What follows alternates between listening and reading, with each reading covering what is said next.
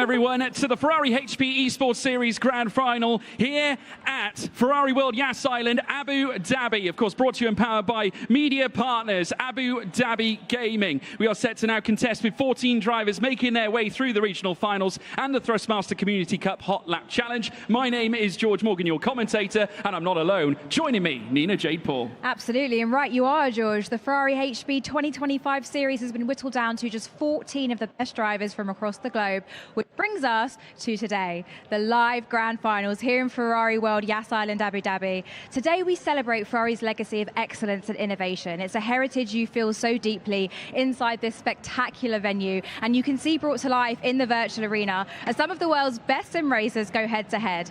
Hundreds of drivers from every corner of the globe have battled it out in the hot laps. They battled it out in the regional qualifiers, and they battled it out in the regional finals, all for a place on this stage today. And what a lineup we've got, can I just say. We have 14 finalists from 8 different countries worldwide, all united by one passion: racing. It's a virtual showdown worthy of the prancing horse. It's global, it's immersive, it's Ferrari. And I think we ought to get this grand final going, throwing it back to you, George Morgan, in the commentary box. Well, a big thank you, Nina J. Paul. We really do appreciate you, as always, and everyone tuning in around the globe as we get set for the grand final of the Ferrari HP Esports Series. Of course, we are here at Yas Marina. We are here at Ferrari World Yas Island, Abu Dhabi as well. I'm not alone, though. Likewise, with Nina J. Paul joining us, we have got British F4 Esports champion, Formula 4 champion from back in 2008, and also the Walter Hayes Trophy winner. It's Graham Carroll. Graham, welcome. What an introduction. Thank you very much. Yeah, pleased to be here, buzzing, and it's race time, right? Let's do it. It is race time. Now, Graham, we have got 14 phenomenal drivers set to duce it out over the championship here this time. Equally fought, I'm sure, right through the course of the regional finals phase, but this is where business really counts. Where do you see it going? Oh, there's 14 guys. I think anyone can win it, right? It's I've heard some of the ACC guys are quickest on iRacing. The iRacing guys are quickest on AC. It's all up for grabs today, George. It is all up for grabs as well. We've got 3 circuits to bring you as well, folks. 3 different car manufacturers as well. Just, you know, obviously, Graham, we're thrusting these drivers right into the thick of the action with these incredible permutations they have to manage. Obviously, that's going to be difficult for anyone to manage. I think even just having 2 different cars on the same sim's hard enough. So to have 3 different sims, 3 different cars, that's going to be tricky, so that made the best man win. Yeah, the difference between a LAN event and online, of course, largely has been online for a grand period of time. This is the first LAN piece. Only LAN piece. How do you adapt to the rigs? Everyone's comfy at home on their own sims and their own seats and pedals and stuff. Let's see how they adapt to a new rig, you know? So. Absolutely, and not forgetting as well, the rigs very kindly supplied by grand partners of Ferrari Esports, as well as Ferrari in itself. Next Level Racing providing us with the goods, and also Thrustmaster, another proud partner as well. Top machinery here, Graham. Top pieces of kit, I tell you, it doesn't get much better, George. Yeah. So it's all about the innovation, isn't it, folks? Well, now that we have discussed all that, let's move through to the explainer part of the show, where we take you through as to how we've made it to this point. The region breakdown. 3 regions here set the trend ahead of the final. We've got America's region, APAC as well, which takes place around the continent of Asia, and EMEA on mainland Europe. 3 regions, and now we bring you 14 drivers who've qualified through those regions. This is the breakdown. We started things off with the hot laps phase. That then pulled together our regional qualifiers. Before then, we whittled it down to our regional finals, and now we arrive here on the 3rd of December, bringing you live action of the Ferrari HP Esports Series Grand Final here at Ferrari World Yas Island, Abu Dhabi. This is how the race structure will work for the Grand Final.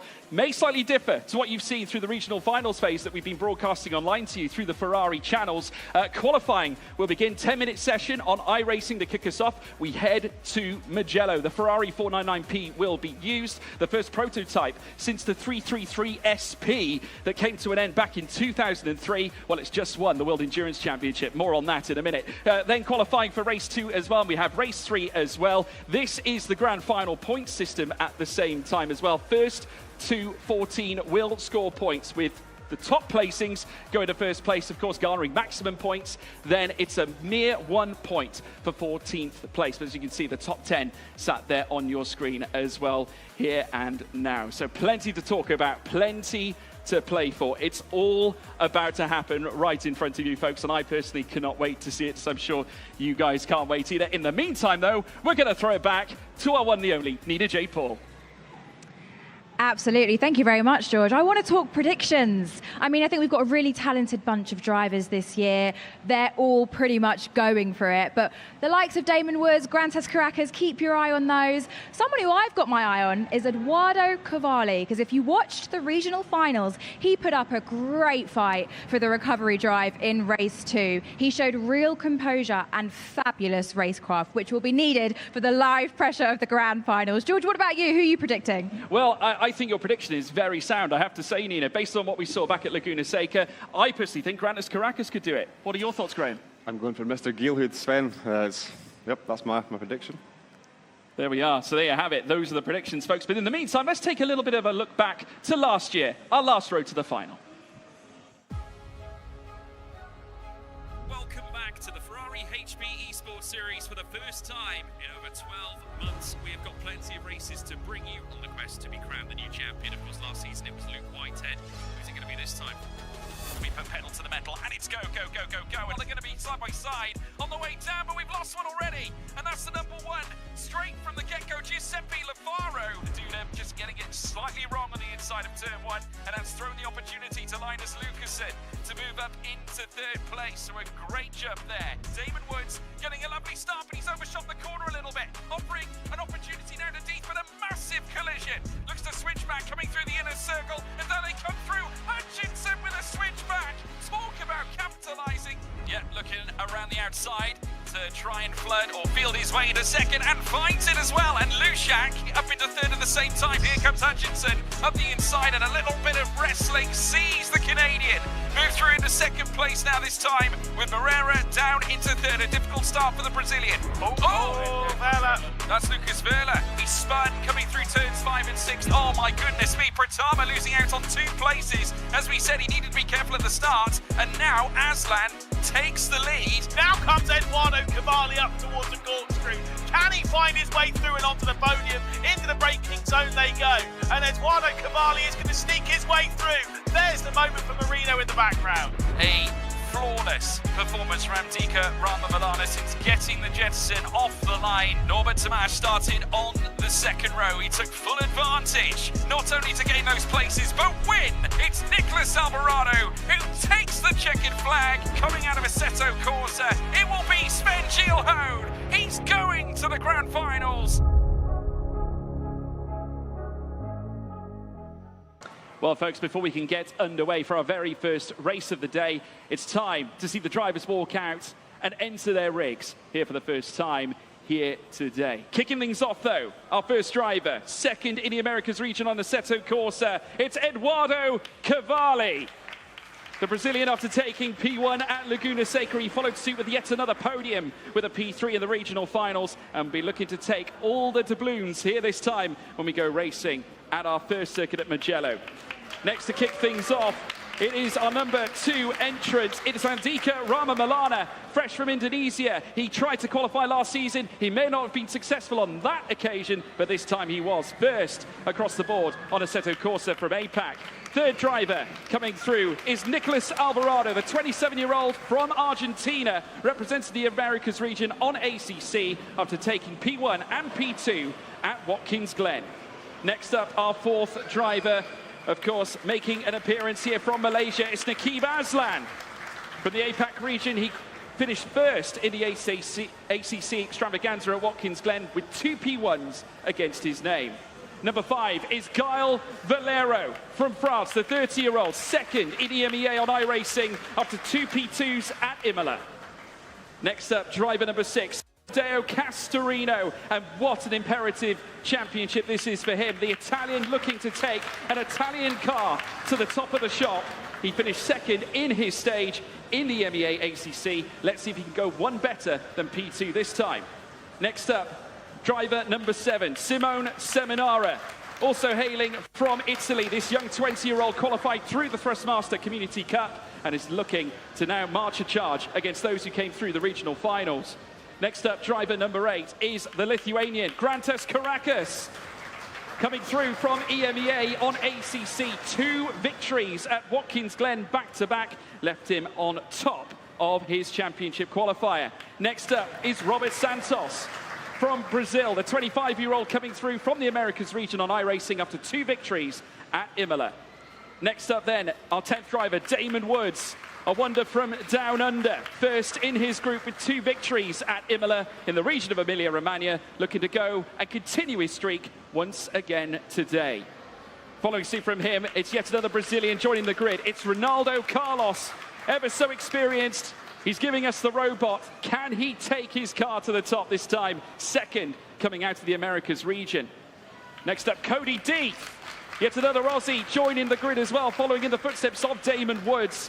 After finishing second in iRacing in the APAC region, finishing second back-to-back at Imola. Driver number 13 is the Hungarian Norbert Tamás. First in iRacing, back-to-back wins in Emilia-Romagna, and looking to continue that trend again today. And certainly last but not least, the Dutchman, Sven Hielhout. First in EMEA's Assetto Corsa after 2 fantastic victories at Laguna Seca. And that concludes our drivers' walkouts here, Graham. Obviously witnessing them come out, surely there's a little bit of nerves creeping in as we make our way to the first race of the day. Absolutely, but some really cool walkouts, right? Yeah, we're going to be in for a real treat, folks. Obviously, all the drivers getting set. Just the nerves you can imagine are palpable at this stage. As you can see, it's so grandiose here. So big, this Ferrari HP Esports Series Grand Final Arena. Of course, we are here in Ferrari World, Yas Island, Abu Dhabi. Of course, brought to you, powered by our media partners. Of course, Abu Dhabi Gaming as well. It's just such a scene to behold. And so great to see these drivers racing in a LAN environment. We mentioned that before. It's a different kind of pressure. Exactly. It's always good to get away from the home, experience new things, and this is what an experience to have, right? So it's, yep. It has to be one of the top esports competitions in racing at the minute, so it's going to be an exciting day for sure. Absolutely. Well, I'll tell you what, folks, we can also look back as well at what happened last year, as well as such as to how we reached this point a year ago.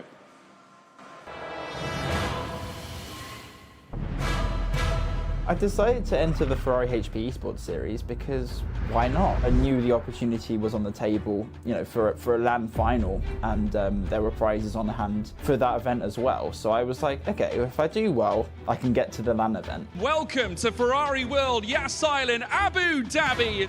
16 drivers have taken the journey to make it to this phenomenal arena that we have here right in front of us. I was pretty nervous. iRacing was the most nervous I felt, but I came out of it in third. I came out of it really kind of feeling, okay, I'm stronger on the other 2 sims. Luke Whitehead cruises, I think it's fair to say, to a P1. It's basically done everything that I kind of needed to do. I couldn't, you know, really believe that we'd come home and won the whole thing. And it will be Luke Whitehead, provisional champion of the Ferrari HP Esports Series of 2024. I was speechless at the time, and I still kind of am, because I remember how good that feeling was. He showed up and delivered when he needed to. It's hard for me to put into words. Representing all the team sponsors and representing the Ferrari brand led me to places that I would never have been otherwise. Hello, it's nice to meet you. My name's Luke. Luke, how you doing? Yeah, not too bad. Yourself? Yeah, really well. My name's Luke. Nice to meet you, mate. Nice to meet you too. And, you know, I've always dreamt of driving for Ferrari. You know, I always saw those red cars, you know, winning races. You know, it's the red. That's what we see. To see that Ferrari legacy in person, to be part of it by playing on a computer at home. It's something that I haven't taken for granted, and it's something that I am still very, very, you know, proud of, and it still feels very, very, very surreal, that's for sure. I am now sat here with a very special set of people and familiar Ferrari faces as our judges Barry Tiziana and our 2024 champion, Luke Whitehead. How are you, Luke? Hello, Nina. Yeah, I'm doing pretty good, thank you. It's still very surreal to be here once again. You know, lots of memories from last year. So, yeah, very happy to be here, and thanks to everyone for bringing me out. Well, 1 year on from your title win, what's it like being back in this arena from the outside looking in this time?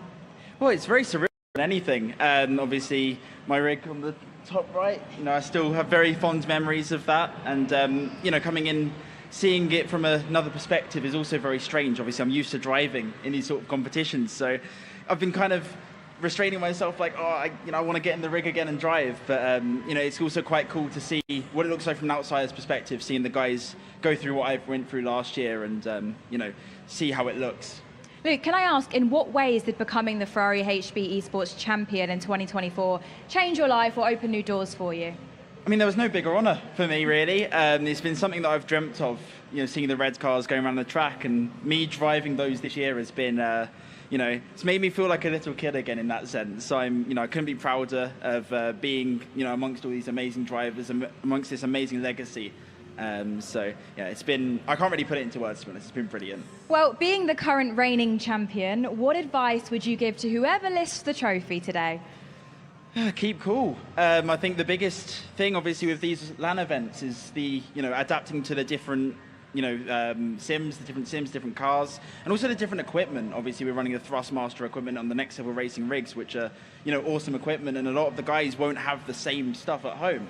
And obviously, with the lights being on, the people watching, it's a very different atmosphere to sitting in your room at home with the lights off. So it's very different. And the thing that helped me last year was keeping calm.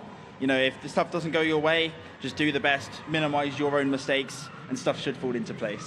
Lots of pressure for the drivers, but also lots of pressure for our judges, and I do not envy them. They've got a tough task today, so do our drivers behind us, and I think we'll let them crack on with it.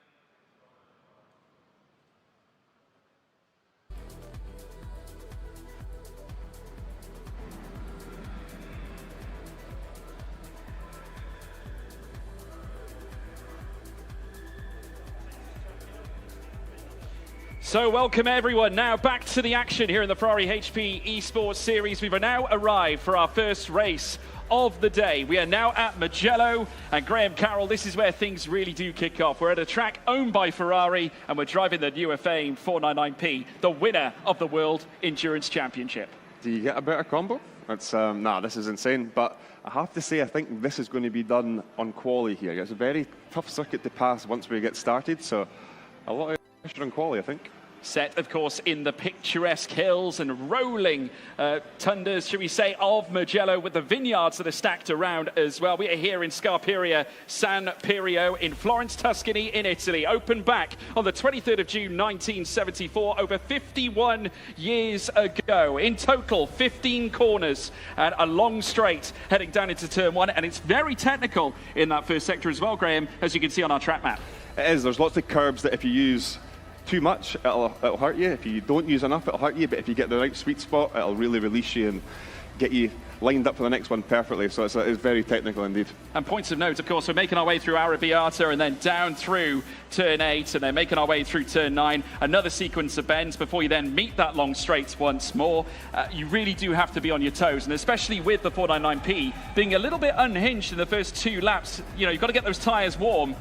They need to tread with kid gloves in a track environment like this. We've seen it in the real life, right? How cold these tyres are and how you need to get them up to temp. It's exactly the same here in the sim. And yeah, this first couple of corners, first lap or 2, it's going to be pretty wild, but that's where the race could be settled down and won from, So I'm looking forward to this one. And of course, kicking things off, it will be qualifying. 10 minutes in total. We discussed this already before, but so tense. It's so important you get your laps in when you can. In sim racing these days, the level is so high that in the race, these are all pretty similar pace. So quali is almost 95% of sim racing sometimes. So it's a big pressure point here, and let's see who comes out on top. It's going to be very close. Obviously, who is going to factor in and unhinge this Mugello circuit in itself? Of course, like I said, this 499P is certainly the new version, aside from the 333 SP, which was last race in 2003, first brought to the table back in 1994. So we'll wait and see how that's going to certainly unfold. Of course, now they have won the World Endurance Championship as a team, Ferrari, with the new hypercar as well. Of course, embracing that V6 twin turbo, just under 3,000cc in engine, F163 engine to that as well, and they won the Drivers' and the Constructors' Championship with that newer famed hypercar as well. In terms of cornering and elements of braking, how are they applied? In this car, you can get away with sort of giving a good hit to start with, but you really do need to watch an iRacing compared to the other sims. If you do have a lock-up here, it can really spike some temps, and you really need to watch compared to the other sims. So again, through quali here, that's going to be a massive talking point. Yeah, it's going to be a battle, and of course we have got plenty of fans coming into the arena as well as we speak, sitting down on the chairs, just waiting patiently for things to get underway. Of course, the drivers also sat in the rigs, and obviously the nerves, the tension is certainly palpable. 1974 is when this track was first brought to the Furore. 5.245 kilometers, 3.259 miles, and 15 turns in total as well, as we mentioned. Of course, that final sector could be the key point. You want to end the lap in a positive light. You've got a lot of straight line going through that first sector, even though you do have a few windy corners, but nothing quite as tight and twisty as that final sector. Exactly, and the final sector is where you're going to set up your overtakes through sort of 12, 13, be close for the last corner, and then obviously slipstream into turn one. So, but yep, here we go into quali. It's go time. It is go time. Well, everyone, here we are. We're now into qualifying, 10 minutes in total. We're down to the final 8 minutes and 45 to kick us off. And Cody Deeth, you're currently watching on our screens, part of a double act of Aussie racers coming in here. Of course, remember, Damon Woods also alongside him as well. Two great friends looking to align themselves and lift themselves to the top as well. But Cody, with an impressive iRacing rating coming into this championship, that could be his strength. Absolutely. Honestly, both these guys, crazy iRating, and I've been racing with them both on the F4 stuff in the World Championship in iRacing, and them both absolutely cracked. Amazing drivers, so definitely two to look out for today. Absolutely right. Well, Cody Deeth now making his way through the left-hander inside the 499P as it stands, and a little twist of the wheel trying to find the traction as he now makes his way down the long Tuscan straight. Of course, Mugello, home to the famed Tuscan Grand Prix. That's the only occasion we have witnessed Formula One race at this particular track, and I must say as well, you can already see, so keen to get those tyres warmed up. Cody Deeth twisting that wheel down the long straight. Exactly, because it's taken a lap or two to get the tyres in. If you can go out there and do any little special tricks to get the temperatures up quicker, these guys know it. They've been practicing probably at home for weeks now. They'll have their preparation down to a T, and like you say, you can sort of see Cody here warming up the fronts, and yeah, it's using a lot of curve as well. Yeah, like I say, these guys have known the circuits, known the track temps, all the weather. They'll know what they're doing here for sure. Yeah, of course, Cody Deeth was second in group. But that was back in the Asian Pacific region, obviously on iRacing. 2P2s at Imola. Returns to yet another Italian circuit and looking to unleash the beast here this time around. But he's going to have stiff competition here as well, because there's plenty of drivers who have not just been here for the first time. We've got others who have been here before, Graham. Exactly, and to have a LAN event experience over someone that hasn't is massive. But I'm also seeing here as well, a lot of the times you can get private qualifying where this is open, so there could be a bit of slipstream going involved if someone gets in the right draft range here. So, but it could also hurt them as well through the high speed with the dirty air. So it's definitely a balancing act, that. It is definitely a balancing act, and obviously that is it's going to be the driver's prerogative to ensure that they get this absolutely right. Gal Valero, the Frenchman, also chasing a big lap as well. 30 years of age, this young man, looking to bring himself to the forefront. One of the most experienced sim racers you will see, as you can see from his walkout, full of confidence, knocking it out of the park. He is in his rig right now and blasting down the home straight before hitting turn one. We'll see some of those first times come in now very shortly. Sven Gilholm said the first one, which was a 1:38.578, a 1:39.344 from Norbert Samash. Gal Valero currently third fastest as well. Nakib Aslan there goes first fastest in the initial, and that is a gap of 25 thousandths between Aslan and Gilholm. I'm still saying that's a warm-up lap. You know, they were still going down, starting this lap here, weaving and stuff, so the tyres are still coming to them, and I think there's a lot to come from the car. But again, if I had to give someone a trophy, it would be Gale for his walkout. It was pretty spectacular. It was one of the best ones, I think, without any question, Graham. You're absolutely spot on, Graham Carroll, as you often are as well. Ronaldo Carlos here on our screens also with 5 minutes and 30 to go, currently making his way through the tight and twisty sectors 2 and sectors 3 as well. Plenty of times being lit up so far, as we've said. Aslan currently first fastest. Hilhode certainly proving that fact of what we saw in pre-practice. He was one of the highlights, and you mentioned it as well, as you so rightly said as well, Graham. There was a reason why you picked him. Yep. Can you give us a reason? I've been doing a lot of Le Mans Ultimate lately, and he's a quick guy in the game. So he's been doing it for quite a while, and he's in one of the sort of top teams on that game. And we, as Ferrari, are sort of getting involved in it as well. And so we've got to keep an eye on sort of these quick guys and see what they're doing right and wrong. And Sven's a guy that I've been watching. So he's my pick for today, and I'm pretty confident, I feel. Well, Ronaldo Carlos also with plenty of punch to add to the furore. Obviously P2 and P3 at Imola, back on iRacing through the Americas region qualifying phase, through the regional finals. Second in group now, he's making his way up towards the line. We'll see his times come through. Cody Deeth now goes first fastest, 71 thousandths ahead of Carlos, pops into fourth, and that is just over 0.8 of a second off the top time. More time to be found. Track generation, obviously a factor as well, Graham. You've got to remember that. Exactly, track state. I think it was round about sort of 40-50%, so it's only going to keep increasing, and lap times will be changing with that as well. So, but no, it's what I'm really impressed with, though. Again, talking about Sven, he's not an iRacer. Cody is, so it's to be within a tenth straight away. That's very impressive. So.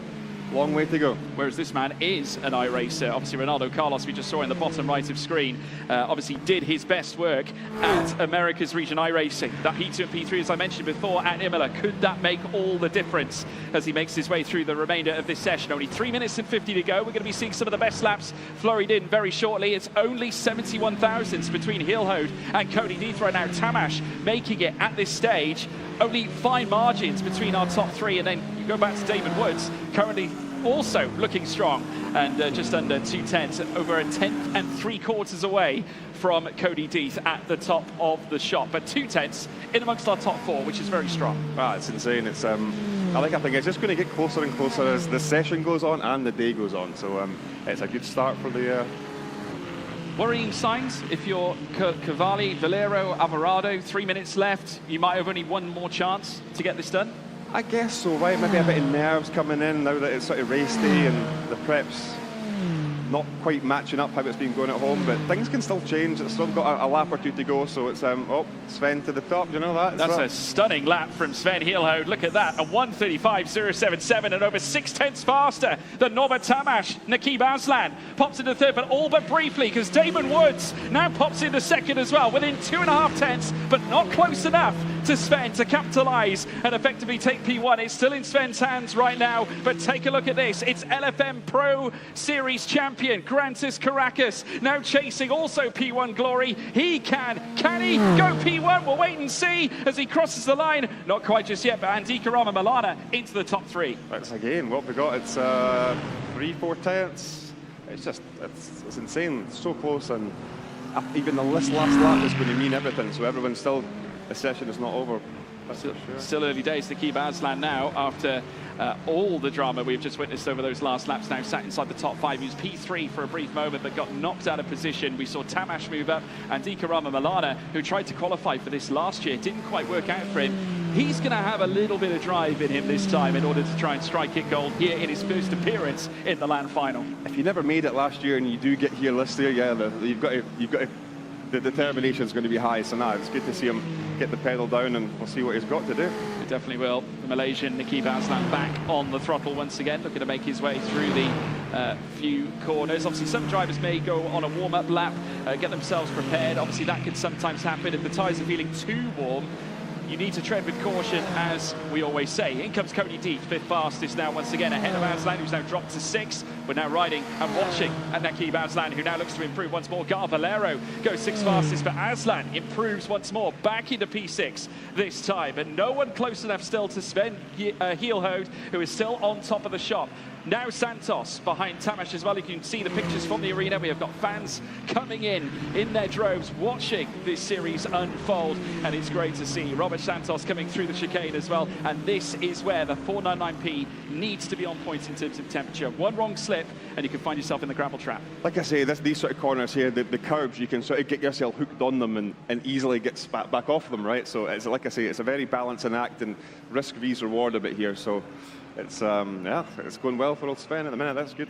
Yeah, improvement from Grantas Caracas as well. It moves up to fourth fastest, 4.5 tenths away from Heel Hogue, but also 31 thousandths away from Andika Rama Milano. We're talking fine margins between drivers in our timing screen, but we're now coming down to the final 21 seconds. We're into the final 20 now. Here's Gal Valero chasing a one last gasp saloon in order to secure a potential front row start, maybe even a provisional pole. We will find out very soon when he crosses the line.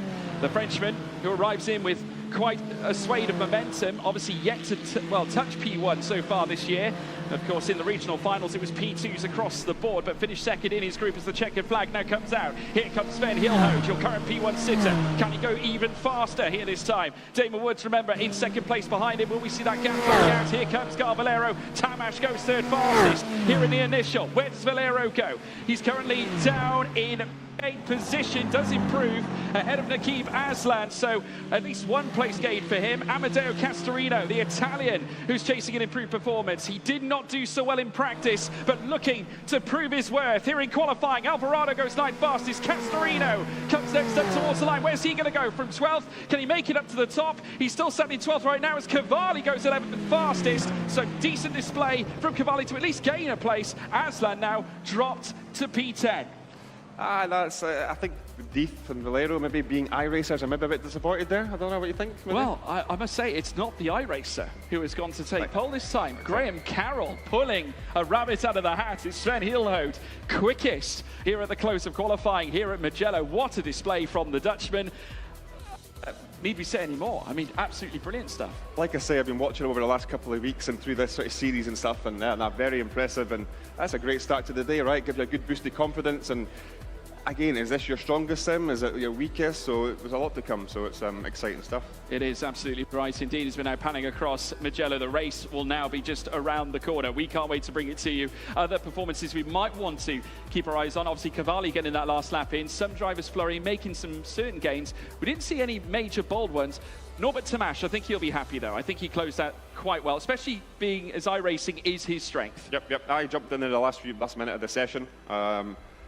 Caracas as well, I'm a bit disappointed. I'm not too sure. Like I say, if it's not your preferred sim, some can be 5th, 6th, 7th and be quite happy with that, you know, and maybe you can go out and win the next two. So it's a long day of racing ahead, so we've just got to take it easy. Absolutely right. I mean, Grantas Caracas obviously comes in with a huge weight of form in his past. Obviously looking to come here to the final and yet again just show his quality, this time in a very high-profile grid such as this. Wasn't quite able to capitalise, so many, including Luke Whitehead, actually picked out Grantas Caracas as the one to watch.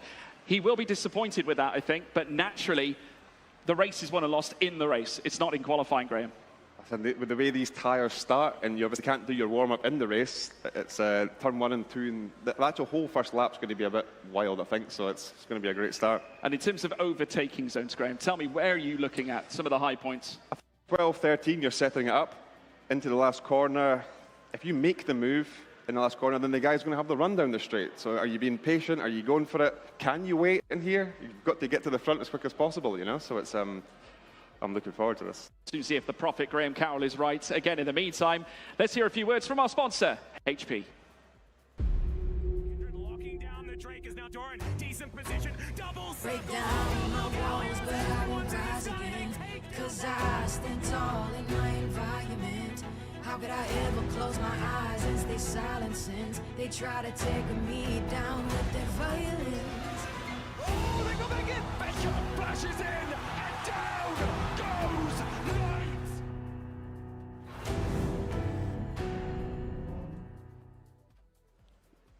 Well, welcome back to the Ferrari HP Esports Series, everyone. Closing out qualifying, we now move back ahead to racing itself.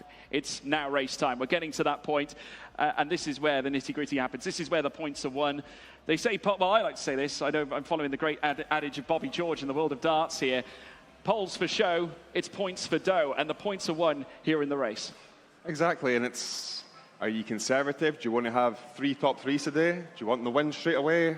Everyone's going to have a mindset going in, so I'm looking forward to how it pans out. And as vicious as we know the regional finals were in terms of the short format, only having 2 races to capitalise, you needed to win and at the very least achieve a podium to qualify for this event in the first place. 3 races to decide potentially the championship. Of course, there's a wider picture to get in this championship. It's not just all about the points. We've got to factor in that there's a bigger picture in terms of how these drivers project themselves to a media public. There's so many elements to being a professional. Exactly. It's sometimes not all about your pace and your racecraft. It's how you are as a whole package. Can you talk? Can you bring sponsors to the team? Can you do sponsored days? Everything. So it's not just about the driving. So it's there's a lot of different characters here, and I'm sure they're all good in all different aspects, right? So it's good to see. Well, I tell you what, there's plenty of physical elements obviously being brought to the furore here in the rigs. Naturally, as we said before, Next Level Racing and Thrustmaster equipment being utilised here. Proud partners, of course, of the Ferrari HP Esports team and indeed Ferrari in itself as we now look ahead to race time at Mugello.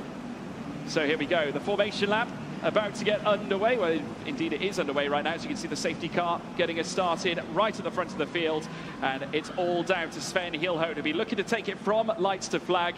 Is that possible, Graham Carroll? I think so, honestly. I think if you get round turn 1 and the first lap nice and clean, I think the dirty air can sometimes kick in the sort of middle sector here. And it's a very hard middle sector to follow another car. So I'm interested to see how it goes. And let's get through turn 1 first. Obviously, Sven Hielhout is currently on that right-hand side, so he's going to have that inside line going in towards turn 1, and that's important. But of course, you're not going to be immune from attacks around the outside. Exactly, and like I say, the tyres are going to be ice cold here.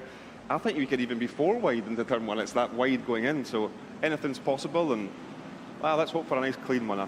Be good to start the day off with a nice clean turn 1. And obviously Damon Woods, a former competitor in this series, of course, qualifying for this event. Once again, the Aussies showing their prowess. He is going to be unrelenting, I should say, coming through towards turn 1. He's not going to want to give an inch, and San Donato can provide that inviting opportunity when it comes. Nah, 100%. Like, I've raced with Damon quite a few times, and he's a smart guy. Really smart guy. Certainly is. Well, the cars are now rolling down through towards the lights. Here we go, folks, for the first time in the Ferrari HP Esports Series Grand Final. 14 drivers now, put pedal to the metal, and it's go, go, go, go, go. Great start for Sven Hielhout as well as Damon Woods as well coming into this. Antica Rama Milana getting a really good start as well. Ronaldo Santos coming in, but it's wheel to wheel between your front two here at the start of the race. Hielhout as predicted, a car off though. We've seen one miss out. It's Hielhout though leads, Woods in second, Santos in third place, but carnage at San Donato here. Graham Carroll. It was 3 wide, wasn't it? It was, and it's still kicking off into turn 3 there. So now it's a bit of a wild first couple of corners there, but that's how it is, right? Yeah, absolutely. I mean, the drama unfolding. Cody Dees now sat down in 8th place. Places gained across the board. I can tell you that Amadeo Castorino is in free fall right now. And of course, Nakib Aslan, unfortunately, getting picked up now down into 14th place.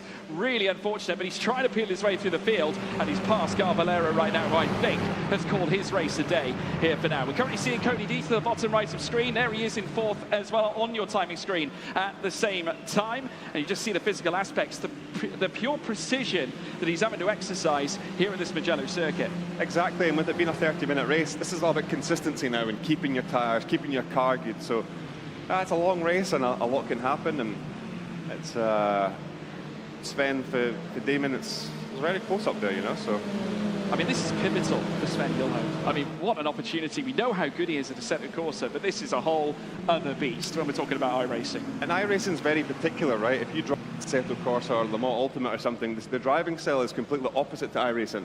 So he's came in here, adapted to the rig, adapted to the environment, and he's doing awesome. He certainly is, but also doing awesome is Damon Woods, the Aussie now on the attack of Sven Hielhout straight away. 28 minutes left, he switches to the inside, looking for that favourable line that Hielhout had at the start of the race into San Donato. They will go side by side in the 499Ps. all dressed in white. Back down the inside again. This time Heelhoed will have the better line, but Woods hanging around the outside. Looking to commit across a gravel-strewn circuit as they now head downhill. Once again, it flicks off the back of the cars as they head down towards the next braking zone. It's Damon Woods, the wonder from down under, capturing P1 straight away on the second lap. Very impressive as Sven again though as well, just to keep it on the circuit. We need points, we need to be there at the end of the day, so that impressive for Damon as well, and I'm sure he'll get the head down now and try and pull away. Yeah, certainly will do. Be looking to close this out, of course. Like we said, of course, Heelhoed to be looking to take this from lights to flag, but that's now been complicated just ever so slightly with the mere fact now that Heelhoed has been dropped. And a second, we've lost another, and that's Santos. Santos is gone. Coming through the first into the second sector. A little bit of contact there with Cody Deeth, as now two Aussies sit inside the top three. And that's it as well. All these results will be provisional at the end of it. There's been a lot of contact here and there, but no, it's looking good for Australia at the minute, right? They're looking really strong. If we were talking World Cups, they'd definitely be up there right now, points-wise. Unfortunately for Cody Deeth, he is currently slightly off time-wise. He's not outside by a second off the back of Heelhoed, but still has time to garner. And Heelhoed, a very tricky driver to catch. But Damon Woods doing everything right in his Ferrari 499P right now as they blast down the long straight once again. And obviously this time the gap out enough to Sven Heelhoed as he makes his way down through towards turn one. We do have a little replay of the race start as well, as we now see the fastest lap come through for Damon Woods. But yes, we will have a look back at that race start now very shortly, just to sort of digest what happened. Graham, just talk us through it. So you've got, it's kind of clean at the very front, and then the blue car. Oh, is that the Valero shunt? I think it is, right? So it's just everyone so keen to get in there ahead of the guy for alongside, and a wee lock-up, hit the rear end and around you go. These things happen, I guess, but it's all about points here, right? You want the points at the end of the day, so you've got to crack on, get back out there and not worry about it. Yeah, we're now watching Norbert Tamash as well further down the order. Obviously looking to try and close the gap on Cody Deeth. Of course, 2.4 seconds now away from the leader, Damon Woods, right now. We did see Valero actually gain a place earlier on, and he also posted the fastest lap of the race. So it's great to see that determination here, Graham, which is great to see out of a sim racer. Exactly. When you have a disappointing turn one, sometimes it's very hard to get locked back in, right? You're frustrated, you're thinking about the guy that just punted you off. It's never a good thing, but you can show that he's mentally strong and his head's down, and yeah, it's purple sectors all over the shop from him, so very impressive. And he's going to need them as well to catch up with Nikib Aslan, who's sitting in 11th place at this moment. He's got nothing to lose as Valero, so therefore it is necessary to put the power down and try and unleash this 499P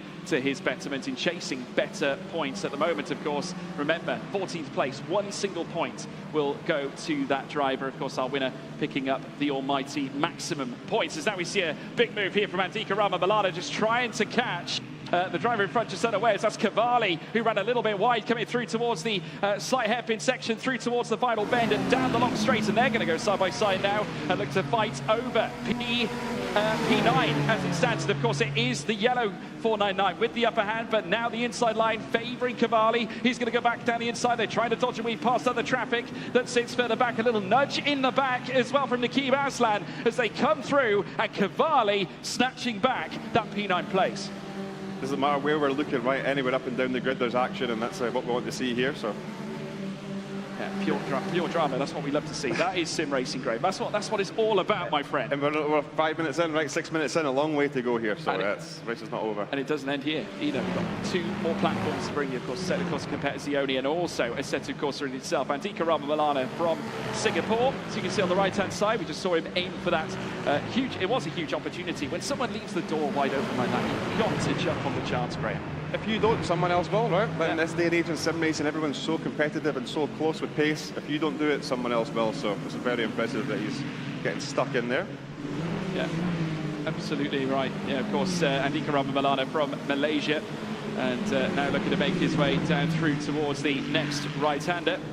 In fact, the Indonesian, as you can see on screen, in fact, that was me getting it wrong, not Singapore. Do apologise to Andika Ramabalana for that one, as we now watch them dice through the track right now. Coming through the middle sector and then in towards the latter. At the moment, it's still David Woods in charge. Andika Ramabalana now looking to gain and profit right in this midway, or coming out of the early stage into the midway stage. David Woods in the fastest lap of the race now, looking to check out up at the front, but he's already gone beyond a second faster, or beyond a second clear of Heelhoed in second place. And I'm saying that's probably out of slipstream. You know, it's probably up to about a second you're probably going to get it. You'll probably be getting something, but not massive. And it'll also help probably Sven through the middle sector, just having that little bit of a break in front of him. So again, honestly, if you're top 3 here, it's all about the end of the day, right? So you've got to get through. If you've got to settle for a third or a fourth or something in the first race, I think it's still a great start to your day. So it's looking strong for the top 3, that's for sure. Definitely is that. Cody Deeth also flittering with a second, of course, away from Heelhoed and Damon Woods. Of course, the gaps that you can see on the left-hand side, of course, on the right-hand side of your screen. There is Woods right now, your race leader, looking to maximise on this performance and the move going down through towards San Donato. Ahead of Heelhoed now, it's 1.3 the gap. He's still nurturing it. Heelhoed not quite close enough. And again, that could come down to time management. It could be the case that this is Damon Woods just trying to check out and just break any chance of a toe. I think that when you're at a land event here, if you can just get away and sort of relax a bit as well, you'll probably even just keep extending when you're starting to relax and calm down, because everyone's energy's up, the nerves are up. If you can bring that all down mid-race while you're pulling away, it's just a win-win here. So now, very impressive for Damon. Yeah, Damon Woods, of course, has been impressive in his career so far, obviously picking up 2 state karting championships. Now again, we see Eduardo Cavalli under pressure of a P9 again, as Damon Woods once again punches in another fastest lap of the race, determined to check out in this race, a 1:35.836. As now once again, here comes Andika Rama-Malana chasing down Eduardo Cavalli.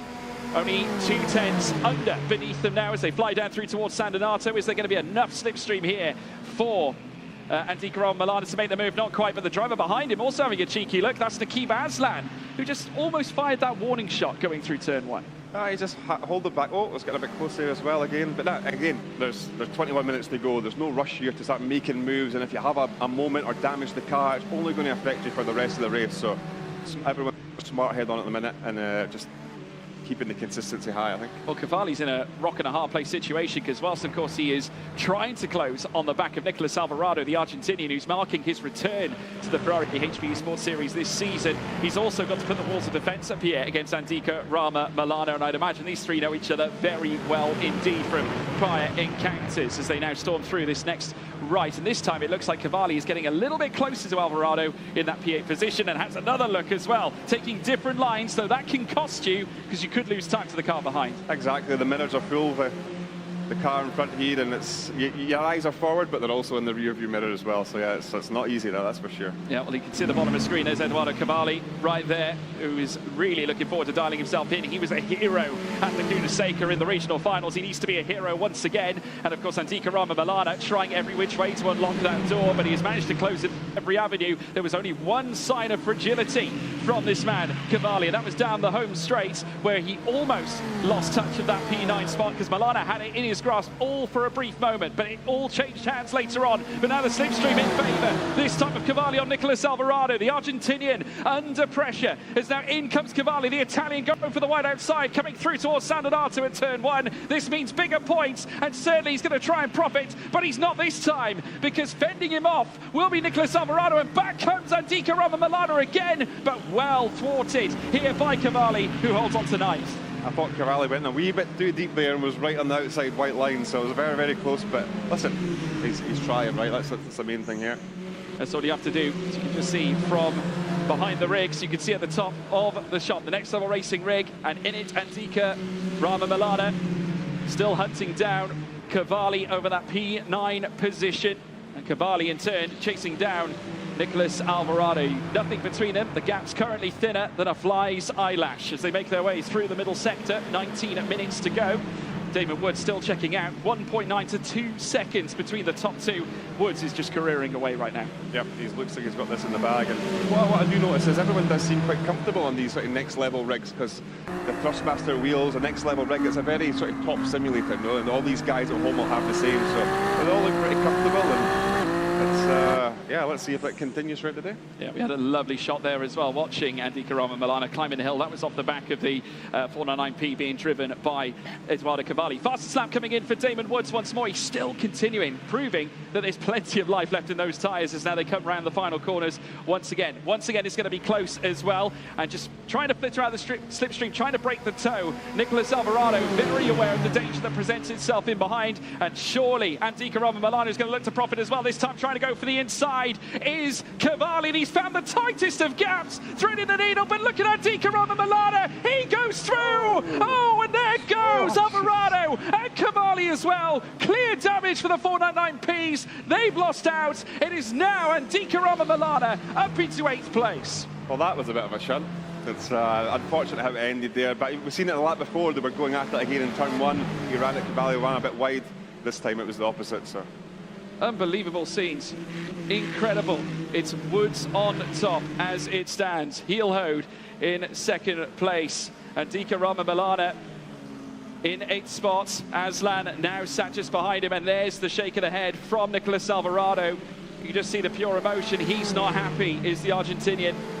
Definitely a close moment shared between the two drivers, and obviously frustrating, especially to kick things off in the first race like this. To come all the way here and practice yesterday and get into your first race and have a bit of a moment is very disappointing, right? No matter who you are. So it's listen, it's how you bounce back as a driver, right? So we'll see how he gets on the rest of the day. Absolutely right. Well, one thing's for sure, it's Andika Milana who took full advantage of the open opportunity. He did nothing wrong at all. He found the gap. I've got to give Cavalli a little bit of credit. He found an opening. There was a levy of an opportunity there. There was enough room there, Graham. Would you agree? He showed his nose. He got the car inside for sure. It's he got the move done on the start of the corner, but at the end of the corner, did he lean on the car on the outside? Did the car on the outside come over a wee bit? It was very close. Again, everything's provisional. We'll go through this and we'll analyse a bit later on. But it's a shame. But these things happen in racing. Well, both the affected drivers have now moved back into the pit lane, as you can see on the bottom of the timing screen. We can take a look back as well at a replay very shortly of the moment that occurred between the two of them as well. Eduardo Cavalli and Nicolas Alvarado. Alvarado, actually the one in white. The door was slightly open for Cavalli in the black 499P. And Andika Milana basically having his own through goes Hamilton moment and snatching that P8 away. It's like he has a tiny wee bit of oversteer, and that oversteer hits the front left, and then that just spins him across the front of the other car. So honestly, I kind of look at that as a bit of a racing incident, really. It's very close to call. Absolutely. Well, of course, we do have the judges on site as well that will be overseeing every moment that the drivers make around this circuit. Like we said, it's not just about scoring points for the championship. There's a bigger picture to decide our champion in the Ferrari HP Esports Series. And obviously, every single driver wants to win this contest and represent the prancing horse. As now we watch as Nikib Aslan, the Malaysian, makes his way down through towards the right hander, now trying to chase after the man in P8, that being Andika Milana, but we know that that's easier said than done. Andika Milana comes in with a huge flurry of credits, including the Asia East Championship twice over in 2023 and 2025, also taking part in GT Academy, becoming its Asia champion back in 2015, and also taking part in GT World Challenge Asia, becoming its champion in 2020. I mean, we're talking an illustrious career and achievements that have spanned across the last 10 years. He's been involved in a lot of stuff, right? So he's got a good CV, and maybe he can add this to it later on in the day. Absolutely. Well, of course, becoming that Ferrari HP Esports Series champion is, for some of these drivers, certainly the biggest opportunity. I know, speaking to Nicolas Alvarado, who was unfortunately involved in that incident, obviously he marked this as his grandest achievement, qualifying for this event 12 months ago. He's now returned once again as we now watch our drivers make their way through. 14 minutes and 32 to go. Damon Woods in control and in charge as it stands. The Aussie Diamond looking to rein in a first victory of the day. Still plenty of time left. There could yet be further drama. We've seen plenty already, and it just goes to show the sheer desire that these drivers have. The consistency level of Damon in the top 3, 4, 5 there is just insane, and that's really what we need today for these 30-minute races. So he's doing a fantastic job, and honestly, these top sim guys just keep doing what you're doing for the rest of the race. That's what they do every day on their sim at home, right? So Damon's just doing what he does every lap, just bringing it home, keeping it consistent, and he just keeps extending the gap. So yeah, it's just impressive stuff. I mean, what kind of preparation do you have to really bring to the table in order to be competitive in a series like this, Graham? They've already got the timings, the weather, the wind, all this stuff to set up this session and practice it at home. So do you do 10 30-minute races? Do you do 100? Do you want to win this? Do you not?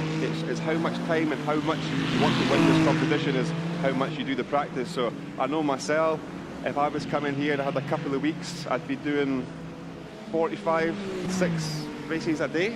And then you're just comparing and analysing and try to get quicker at the start, try to get quicker at the end, looking after the tyres in a different way.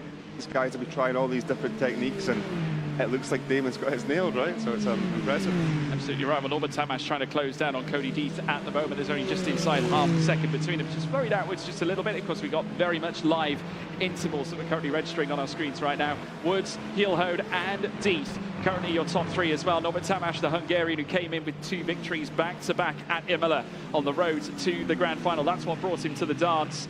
And now looking to jump inside the podium places and fighting for that last podium spot against Cody Deeth. But that's easier said than done with the man who's got one of the highest iRatings in the world today. He does, and it's both being iRacers. It's again, like I say, when they're that high level, they just don't make mistakes normally, right? So it's hard to really gain on your competitor. You're going to gain on the straight with the slipstream, but you're going to lose on the high speed with the dirty air. So again, nothing stupid. You want to be scoring points and impressing the judges, you know, today. That's the main point. Well, looking to paint themselves a pretty picture on the grandest canvas of them all. Damon Woods will continue on to the next lap, and you can see it's getting rather close over this P3 battle. Still Tamash not leaving anything to chance. Trying to chase down Cody Deeth now with a prospect of a podium visit in his first race, and it could be all the more important. In fact, I would argue it's probably more important for Tamash, considering that he qualified through the course of iRacing, but he's not the only one, because Deeth did exactly the same, as did Damon Woods. Hielhode, I would say a P2 isn't horrendous, Graham. Nah, honestly, I think it's very impressive, because he won his Assetto Corsa races as well, so to actually be on the podium on iRacing, probably not his preferred sim. Again, like Damon, like the other top 3, 4, it's just very impressive to watch, George. Absolutely, keeping it consistent, managing the pace, not too disappointed with Damon Woods flying into the distance. He'll be looking ahead to the Assetto Corsa race that we'll be bringing you later on as well. Remember, 3 different platforms that we will be racing on here across 3 different tracks, remember. Next up, we will be seeing, I believe, ACC as well added to the list. We've got trips to Misano coming up, as well as the Autodromo Nazionale Monza. So a huge feast of racing for you all to enjoy as we make our way through the course of proceedings here today. But now in the live arena, we're currently watching as Norbert Tamash looks to try and close down on Cody Deeth, and again just looking at every angle, opting for different racing lines, just trying to evade any defensive move that Cody Deeth makes. And if he wants to capitalise and make it into a P3, I'd argue this is probably one of the most important battles we're witnessing on track right now in the context of this championship. Exactly, and they're both dancing about, they're both on the limit here, right? So it's if Norbert can get him, it's going to give him clear air, and I reckon he can probably pull away, because if you're sitting this close behind, you've probably got a little bit more pace. It's just very hard to get close here in some of the high speed towards the end of the lap. So, Oh, well, I looked down the inside anyway, and opening up the door, he unlocks it. Norbert Tamash finding his way past Cody Deeth, playing full advantage. The door was left wide open. Oh, contact!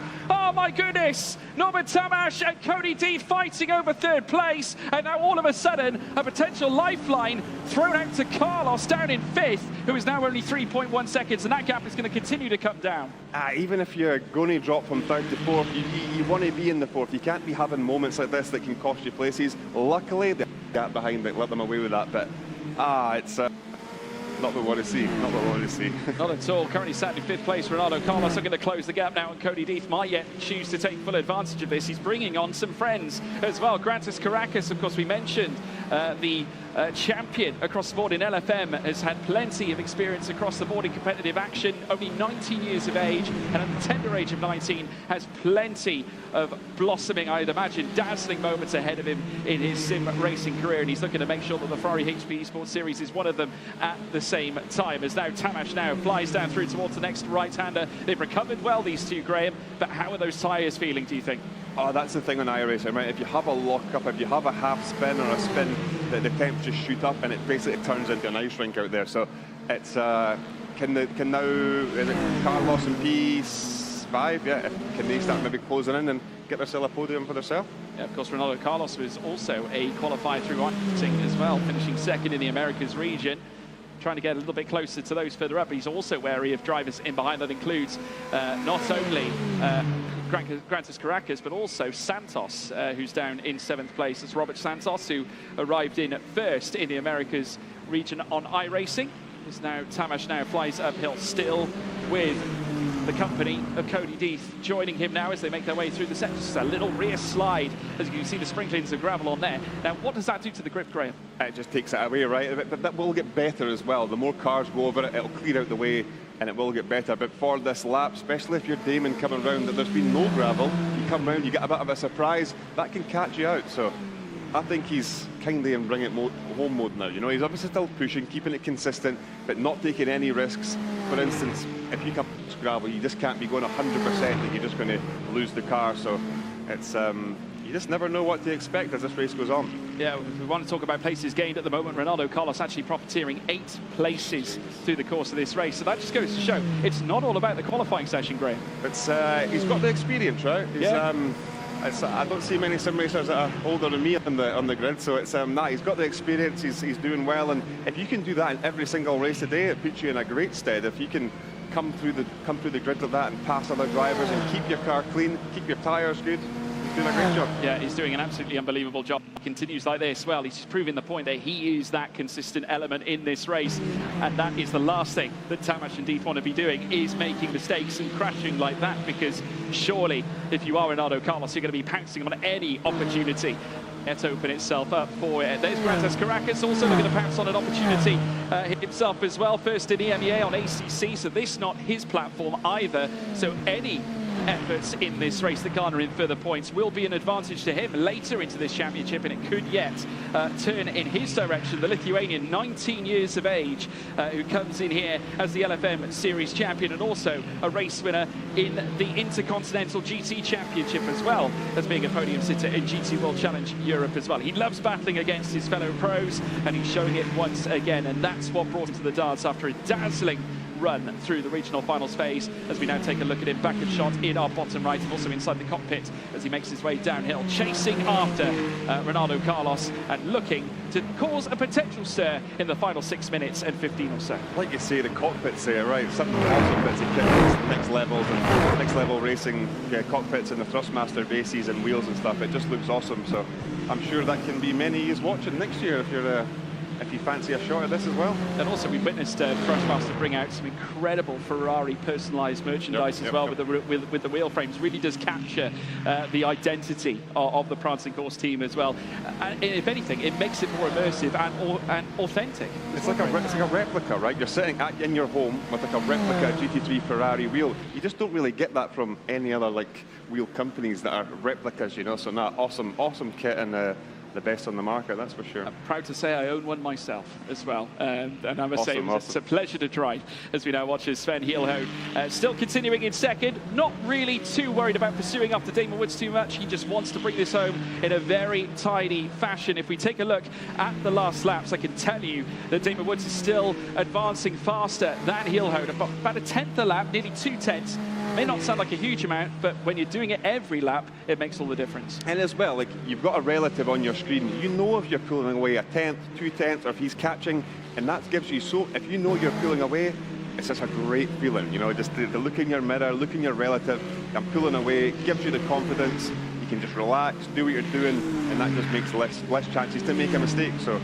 Awesome stuff. Well, speaking of mistakes, I'm just witnessing now, Carlos is bringing the time in ever so slightly on Cody Deeth, and Norbert Tamas is now 1.8 seconds now here at the moment, Graham.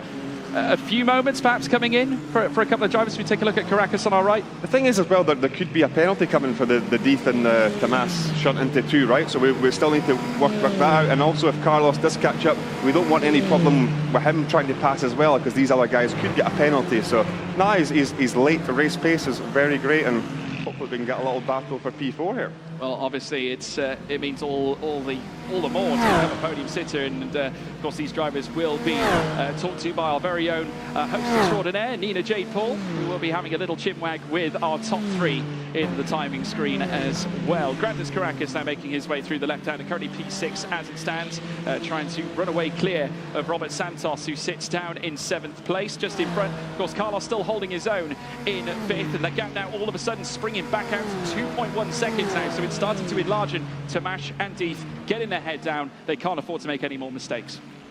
Absolutely not. It's about 3 minutes 40 to go, so yeah, it's getting to the time of the race where we need to be up the front, really. But no, everyone's done a great job. It's again the first race of the day. Everyone's a bit nervous. Turn 1 was a bit crazy, and it's all sort of calmed down a bit. But Yeah, let's see if Damon and Sven and Tomas can bring this home for the first podium in the day. Well, Damon Woods, as I said before, the two-time state karting champion and Australian esports champion, now looking to take on the world stage against two other regions that he has now met here in this final. Of course, remember, he would have raced against other drivers as part of his own region. This is his first furore or foray against other drivers that have taken part in this championship from other parts of the globe, and has come in off the back of back-to-back victories in the regional finals. He could be on the cusp of continuing that momentum, and at a very important point here in the grand final. It could be a trifecta of wins in his last 3 starts, as now Robert Santos continues down the straight. There you can see him on the right-hand side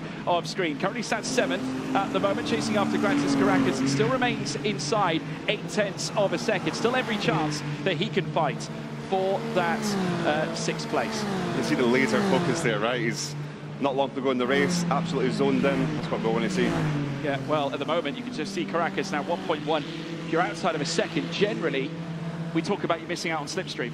Exactly, you'll get a little bit, but just not exactly the full amount of it. So, and you'll get a little bit of dirty air as well that'll play in through sector 2. So it's not over, but at this point in the race, so over a second, it's going to be tough to do something, I think, unless we see mistakes. So.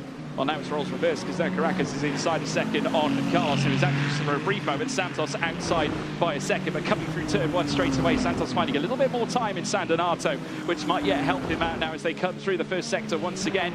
It's a string of 2 blue cars with 1 red one in behind as well. The Ferrari 499P's out in force here in Mugello. Of course, here in Tuscany, Italy, as I said, very picturesque with the vineyards scattered around the circuit, as well in the rolling hills, where we see the likes of the Italian GT Championships come through as well. Of course, the discussions around Ferrari Challenge aren't too far away either, as we now watch Amedeo Castorino, who's looking to just breeze past a couple of back markers here to just continue his journey in 11th place. And he has got Simone Seminara, of course, who's looking to close the gap onto him in behind. Remember, though, those drivers are a lap down.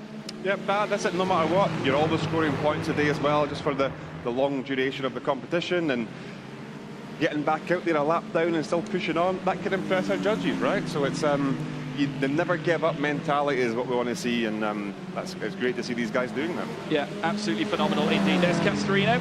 Obviously now sat outside that top 10. Of course, all the early carnage bringing these drivers to this point here towards the end of the race. We are on the final lap of asking. Now this time, Damon Woods in control so far. We rejoin the battle further up the order, which is with Robert Santos, who's trying to chase after Caracas at this stage. Damon Woods now advancing his charge at the head of the field by 2.3 seconds to 2.4. It continues to grow. Heel-ho just trying to bring it home in a strong fashion to close out iRacing in a positive sense, to look ahead later to Assetto Corsa later on. But now as they weave through the first sector once more, it's all important now to take it to the checkered flag. You can't afford to make a mistake, especially at this very fragile point. One thing that impressed me when I came across Damon in one of the first races I'd done against him was he actually just tucked in behind me and just pushed me along, and we worked together. He was patient. And some guys in sim racing, I've never seen that. They're always trying to pass, they're always trying to be the car in the lead, where he just I don't know if it's, he just used his head. He was very smart. So to bring this to the end, I'm very confident of him, and what a great start to the day. Well, he has been in high pressure scenarios before, but nothing quite like, of course, battling against others to contest over a championship win in, of course, a Ferrari setting. Here in the sim rig now as he blasts his way around the final corners here at Mugello. He's done a phenomenal job after 2 wins in the regional finals. It's a perfect trifecta here for Damon Woods. 3 times a winner in a row. He's a winner in the regional finals and kicks off our first race of the day in great style. It's Damon Woods, the wonder from down under, strikes gold here in race 1 at Mugello here, Graham. Mega performance, mega drive, great consistency. Just everything we want to see in a day like today, right? So big congratulations to Damon. But keep your eyes peeled on the man Sven Gilhode as well, who's going to bring it across the line to take second. We've also got Grantis Caracas being joined by Carlos as well. Carlos just outdoing him on the day so far. Remember, all results, though, will be provisional. There will be some discussions behind the scenes, I am sure. But I'm sure one thing that we are sure about, Damon Woods will be, I'd imagine, coming away with the victory. Garvalero coming across the line as well. P10 in his pocket. Had to recover after the incident right at the very start as well. Castorino home in 11th. Remember, a lap down, as with Seminara. And, of course, the unfortunate incident between Cavalli and Alvarado, which I'm sure will be, well, it was controversial. Yep. It'll all be reviewed, and we'll see what happens with it. If some results will get mixed up or changed. But no, like you say, no one can fault Mr. Woods today, and Sven and Norbert Tomas as well. To start the day off good it's a good feeling. It gives you confidence, and they're ready to crack on for the rest of it. Yeah, well, there we have it, folks. The first race of the day now complete and in the pocket. Incredible performance, of course, by our eventual winner, Damon Woods, the Aussie, setting the screens alight, getting us off and running. And it is now 3 in a row for the young man who's really started his journey proper in that regional finals phase, taking back-to-back victories on iRacing and won the race that he needed to win, largely. And of course, now he needs to try and work it out in Assetto Corsa and Assetto Corsa Competizione. Who impressed you? I mean, I'm going to state the obvious. Is it Sven Hielhode, I think? With it not being his preferred sim, I think so, right? Yeah. So if you go into other sims and that's where you're quickest, and you were just P2 in the one you don't like, he's done a good job, that's for sure. You can almost treat it as bonus points, can't you, Graham? Definitely. It's I had a conversation with a couple of guys, and they're saying if it's not your favourite sim, 5th or 6th or 7th could be good enough if you win the next 2. And he's just finished 2nd, so hats off to him. Hats off to everyone, right? We all had a good race. Everyone's given it their all. And yeah, we look forward to the next race. And 2 different circuits coming up next as well. So that's going to be another test for the drivers, not just the platforms, but we have got Misano and Monza coming up. We've got the 3 M's in Italian motorsport here today. So obviously Misano, very flat. Monza flat as well. Yep.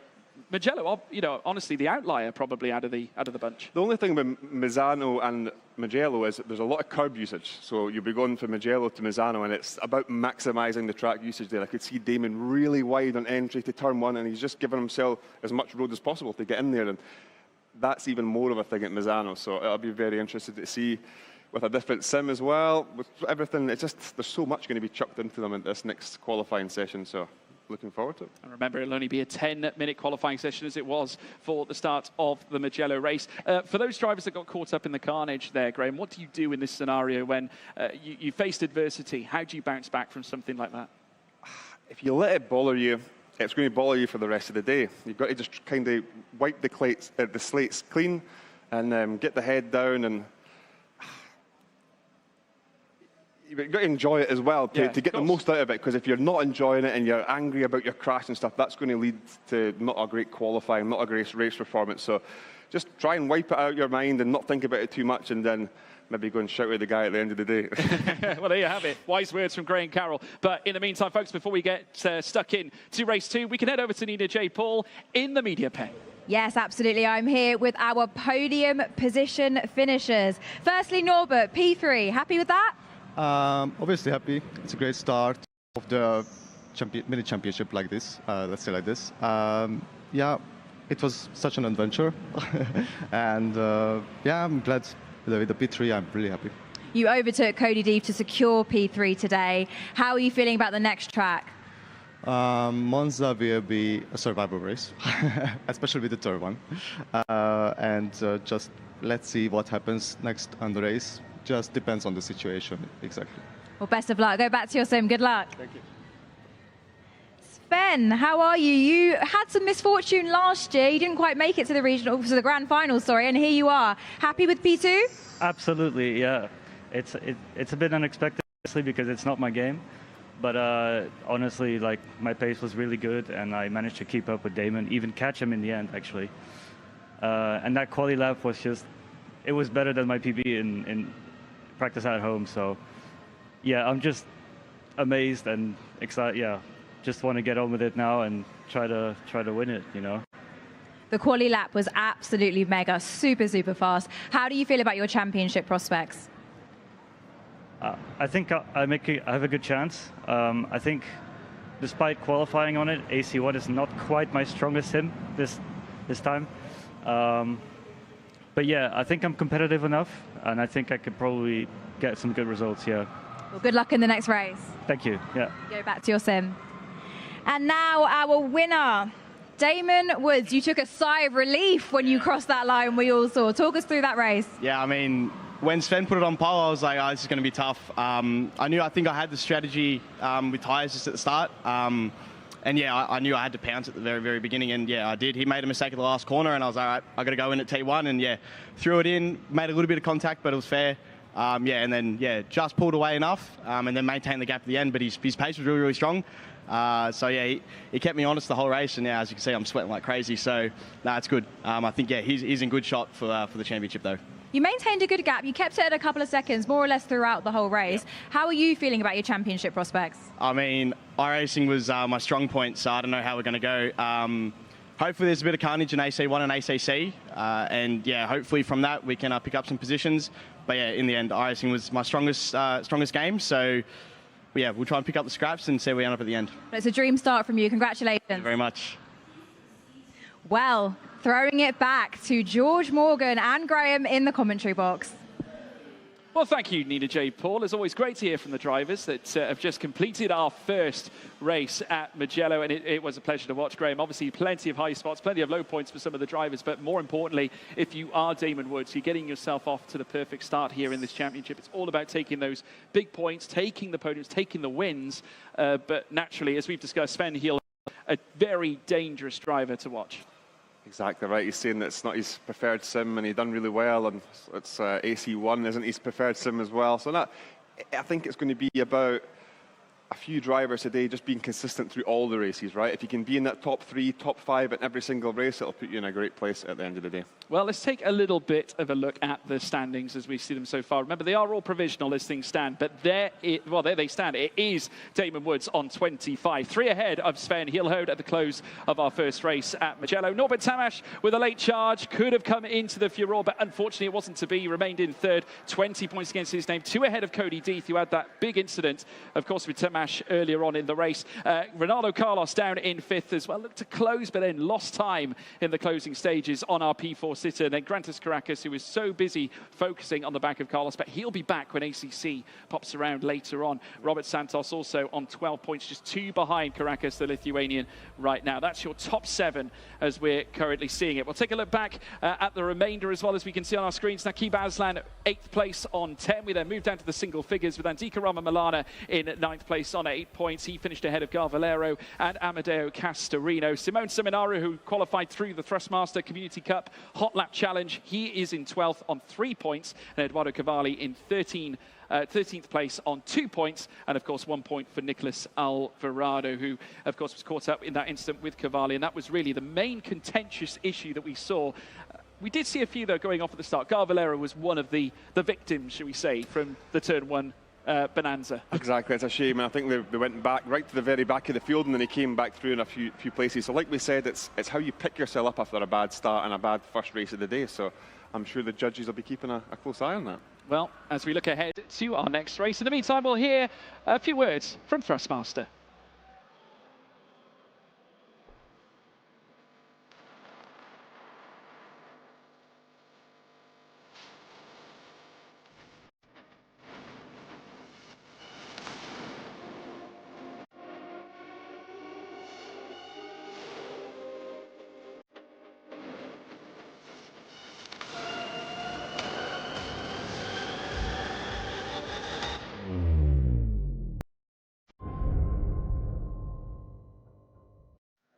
And a big thank you to our proud partners in Thrustmaster as well. Great to have them on board, and they've certainly helped us out with this series as well, with the wonderful technology they've provided. Once again, increasing the presence of the Ferrari brand as well as Thrustmaster itself, and it's become a real statement, a real point here in the sim racing community. Wouldn't you agree, Graham? Absolutely, it's grown massively, keeps growing, and it's great to see, really. Yeah, absolutely. And I must say, excellent things have been happening across the board in the world of Ferrari, most notably as well, of course, the Ferrari Challenge Series, and they set their sights on Valencia.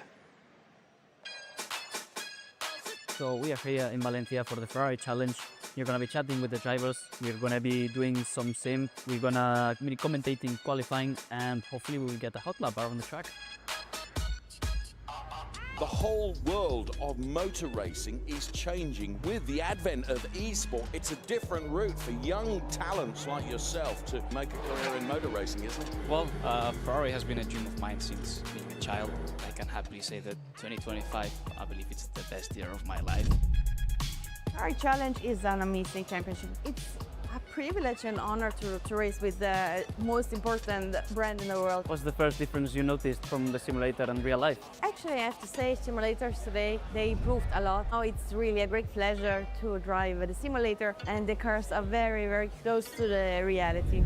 The most special thing about this car is of course the brake-by-wire, throttle-by-wire and also steer-by-wire, which basically transmits you into a very digital driving feel. What you mentioned about the setup stuff kind of felt familiar with what we do in F1 Esports. Each driver has its own driving style. We kind of build the setup in the way where we think it's just better for us. Personalized, yeah. Okay, let's try. Can we just cancel this? I'm gonna get washed. So I'm so careful on the sim because it's like real life, you know. It's only no. Now you let me drive in real life, right? Ask Ferrari, maybe they have a car for us. I mean, you have a track, you have a Ferrari, you know. It's too small. I look like a sponge. Flat out? Flat out, yeah. Now you got me. See, let's do this before. Okay, we got the apex now, better traction. Yes! Assetto Corsa Competizione del Corsa. Complimenti of fun, huh? Well, hell of experience. So we finished the weekend here in Valencia. It's been a pleasure to be here representing Ferrari. Learned a lot about the Ferrari Challenge. Has a lot of similarities with the Ferrari HP Esports Series. And yeah, just looking forward to more of these events soon. Well, a big thank you to Ismael Fassi, of course, Ferrari F1 sim racing driver in the world of the F1 sim racing world, obviously giving us a taster of Ferrari Challenge at Valencia. And Ferrari Challenge has been integral, hasn't it, here at the end of the day, Graham, for providing, new drivers with a foothold in GT3 racing. Exactly, it's been a thing for a long time now, and it's only growing and growing by the year. Absolutely right, and also plenty of new competitors coming through and inspiring the sim racers as well, like hence this competition we have in Ferrari World Yas Island, Abu Dhabi. But in the meantime, we could take a little look back as well at what happened during the Esports Triathlon. Oh no! Whoa! Sunday drive here, lads. Man is flying. I didn't crash. Might lose it here. Let's go! You played this game before? Today we're doing our own Esports Olympics. Got 3 different sims to crown a champion on. Let's see who comes out on top. I've never seen Silverstone in reverse. This is pretty cool, actually. The pressure is on. Whoa! Nice save. Can you do that every lap? I think that's style points, though. Don't miss the braking zone, Isma. Oh, he's a bit deep. Oh no, late apex. Oh, we lost. Oh, I lost a bit, yeah. You played this game before? Where'd you shift up, Isma? When you get the last lap, basically. Ah, okay. Yeah, let's just not tell him too many more tips. I need to beat him at something to do. Oh no, I do not want to be on the outside. Oh my god. Come on, lads. Oh no. Oh my god. Nothing happened. Oh, and they've opened up for him on the... Okay, he's gonna do a me. He's gonna do a me. Clear away, guys. Coming through. This is not fair. We're doing a Monza reverse now. That was close. Wait, I'm a P23, I think, actually. I think you're already there. You need someone to spin him now, really, don't we? Enough of that negativity at the back there. Okay, this is going to be an almighty send. Oh no, the Lexus! Oh my god! Oh. I saved it. That's clearly a 10 seconds time. No, it's not. It's fine. You didn't lose anything. It's fine. Through actual, no manipulation, we're all drawn on the points as we go into the last challenge. Your final challenge is on Le Mans Ultimate. Okay, this is the one. He's feeling it. He's feeling it. That's not a good turn one. Ooh. He's not locked up once, right? So it shows that it's just going to be easy, this. My limitations basically Stop with the mind games, my man. Man is on it. He just needs to not lock up, not miss this braking point. I don't think I've seen a lock up at all. Apart from this next corner. Ooh. Oh no! No! That was awful. So 33.324. Oh yeah, it's done. That was really close. Oh, I can relax.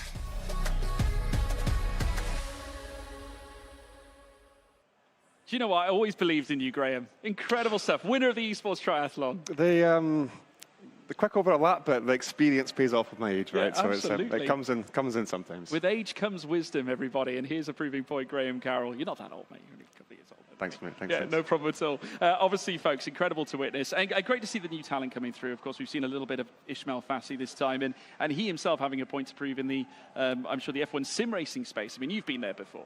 I have, and to win races like Ismael's doing, it's good. You know, he's a really, really quick guy. And And also Luke as well, you know, both these two young, talented guys coming into the team. It's strengthening our team, and that's what we're looking to do. And of course, Luke Whitehead, last year's Ferrari HP Esports Series champion. So obviously making a cameo appearance once again with us here this time. But obviously, our sights now turn to Assetto Corsa here, Graham. Now, this is where things could get a little bit fraught.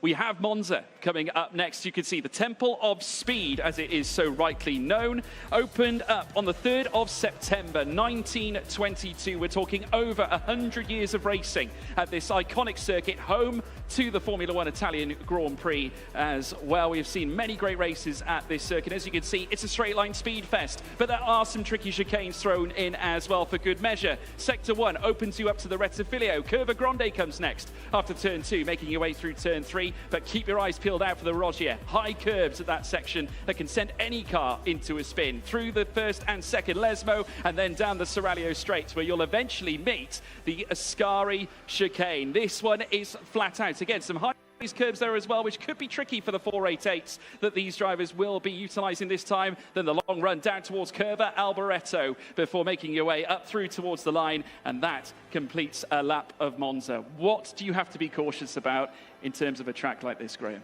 Whenever you think of Monza, slipstreaming, right? Obviously your quali is still going to come into it, but this circuit, I think you can start further back and make your way forward because of the slipstream. If you stay close to the car in front, you're going to get that big draft.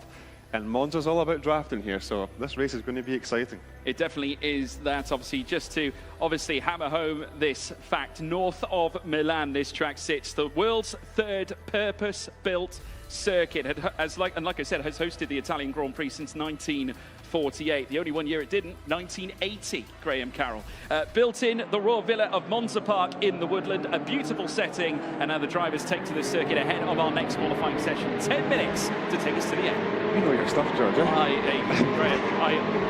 the end of the day, this is what they bring me here for. I give them the goods. Impressive. And you give us the goods as well, Graham. Thank you very much, mate. No, just trying to follow you. Just trying to follow you. Well, now, this is where we get back to important matters at hand. We already witnessed the qualifying session at Mugello. The drivers surely would have taken some learnings from it. Appreciate we're on a different system this time. Assetto Corsa, no on iRacing. What do you think the drivers will be considering this time? Is there any learnings they can take from that first qualifying session? I think you've still got to look at some of the guys that were up there in quali, right? Normally a good qualifier, they're just good qualifying, so it could well transfer into here. But again, an open quali session, we could see some drafting here, and the draft could just let you pick that P1, right? So it's a very tense qualifying session, and Monza's so easy to make a little mistake going in, coming out, wherever in these chicanes. You need to commit to these chicanes to carry the speed down the straight. So it's a very tricky qualifying session ahead. Absolutely right. Well, I mean, the last time we saw this car as well was back at Laguna Seca in the regional finals phase. We saw Cavalli pulling off an unbelievable effort. That's, of course, Eduardo Cavalli, everybody. Simone Seminara, the man who came through the hot lap challenge through the Thrustmaster Community Cup, is now making his way around the circuit. Of course, this is a home circuit for him as well, following suit from Mugello. Will now be looking to register his car fastest. Naturally, if you are fastest in the hot lap challenge, you have to make him a fit somewhere. Definitely, it's got to transfer over, right? So it's, but again, in this atmosphere on a different rig, how's everyone adapting? So let's see how they go here. Yeah, well, the Rettifilio chicane comes first. As you can see there, Seminara is just keeping it tight for turn 1. That then provides the access through turn 2 as well in this V8 twin turbo, 600 horsepower, 7,000 RPM, Ferrari 488. Plenty of grunts in this machine. It can go fast in a straight line, and it's certainly proven to be the case in various GT3 championships, whether it be, of course, GT World Challenge, or at least over the part where we've seen GT3 racing in the IMSA series, etc., across in the Americas regions. But now we're seeing Seminara making his way down through towards the double right-handers at Lesmo 1 and Lesmo 2. Because you've got to be so careful around here, especially at this exit here, because that gravel trap isn't far away.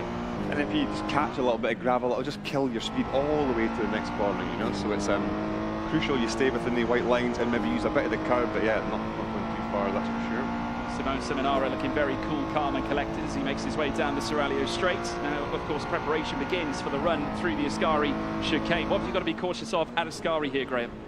You carry too much speed, you might get stuck in the middle. If you don't carry enough speed, you're not going to get the exit. It's all about just sort of having that fine balance. And another thing about Monza is you have a lot of time to think about the corner you're coming up to. There's a lot of straights, and in an event like this, do you start overthinking it, or you're thinking a wee bit too much, you know? So it's just Monza is a bit different to other circuits. You do have a lot of time to think about and prepare your next corner. So let's see how the guys get on with it.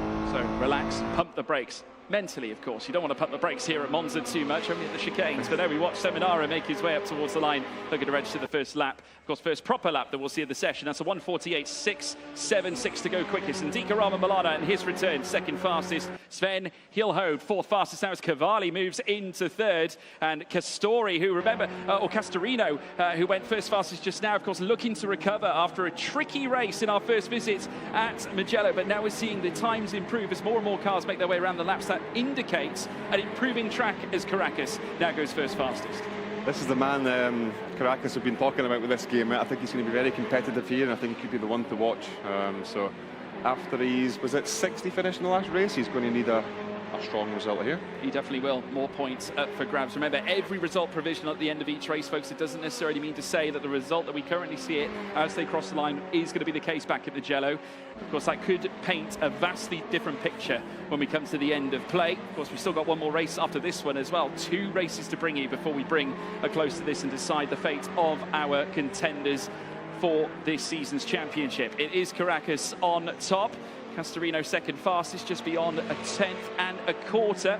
It's then over just under 2 tenths, over a 10th and 3/4 then back to Seminara in third place. But another impressive display as well from Andika Ramanmalana. There's consistency there from him. Exactly, yeah, and that's again what you need over the course of 3 different sim and three different races today. So our judges will be paying close attention to that for sure. Yeah, ever so important, especially when it comes to extracting the big results. We just saw a couple of wide moments there. Graham, what do you make of that? Like what I said about Damon, another one in the background there, Damon at Mugello, just using all the track he can without getting the track limits. And again, if you don't do it here, you're going to struggle. So people exploring, people getting to the limits, that's what we want to see, really. That's a fine example, actually, of a driver just perhaps overdoing it in a very intense moment. Andika Ramanmalana goes first fastest, so 17 thousandths between the top 2, as now Cavalli moves into first briefly, though, because Castorino now goes first fastest. So now there's been changes. Amadeo Castorino was first fastest. Grantes Caracas back to the top, 81 thousandths to the good, and ahead of Castorino, Aslan down in third. The top 3 all within 88 thousandths. No, that's it. It's definitely last race on iRacing, now at AC. There's a bit of a change of order at the top, right? So it's good to see and makes the competition even more competitive, you know, so it's awesome. Yeah, no, absolutely fantastic to witness. Obviously, the track ever more improving. We're going to be seeing these times get whittled downwards as it, certainly continues on. And Dika Ramanmalana's found time as well in the first and middle sector. He is going to continue to make things happen in the third as well. There is Nakib Aslan. Definitely a lot of excitement around this young man. Of course, 2-time FIA Asia Pacific Motorsport Championship gold medalist. P4 in Le Mans Virtual back in 2021 also. Could yet become a thorn in the side of many, but a crucial mistake coming through the Lesmo section, just getting onto the curb, bringing an end to his lap. Right, okay, and I think he's just going straight back to reset in the pits, get some fresh boots and out again, but you've also got to be pushing to get the laps in, right? So if you're not, mistakes happen when you're on the limit. And those new tyres, Graham, 3 minutes to go. Is that enough time to get them up to the required temperature? I think it is, because you've seen, like, after everyone's first attempt, everyone was very close, so it shows they all brung them in at the same sort of temperature and they're all getting roughly to the same pace. So I honestly think, yeah, I'll get another maybe lap or 2 in and hopefully it's a good one. Well, we'll soon find out. And Dika Ramanmalana, who has touched first fastest before, he currently sits 5th, looking to promote himself now above all others. Caracas currently holding P1. That could change, though, in a split second. And Dika Ramanmalana now will cross the line. No change currently is there in his time. Castorino, though, goes first fastest. So the Italian rising at the Italian track. The temple of speed here at Monza is just under 2 tenths between the top 2, with Nakib Aslan third, just over a 10th and a half to 2 tenths and 3/4. So plenty of opportunity there for every single driver. Everyone from P1 down to P11, just over 6 1/4 tenths between them. That gap can shrink ever more so. 100%. And like we said earlier, the top 4 from iRacing in our first race are almost in the bottom 4 at the minute. So this is all about like an endurance day. It's not all about one race with the 3 of them and being consistent and all. And Yeah, and it's good to see a mix-up and not just the same guys at the top every time. Absolutely. Well, Castorino, like we've said prior, LFM Pro Series champion 3 times over, and now back again and looking to consolidate this provisional pole spot, turn it into actual pole ahead of our second race of the day. In the 488 Ferrari, now making his way down, embracing the Thrustmaster machinery as he now sprints down the Seraglio once more. It's Castorino, Caracas down in second, Aslan in third.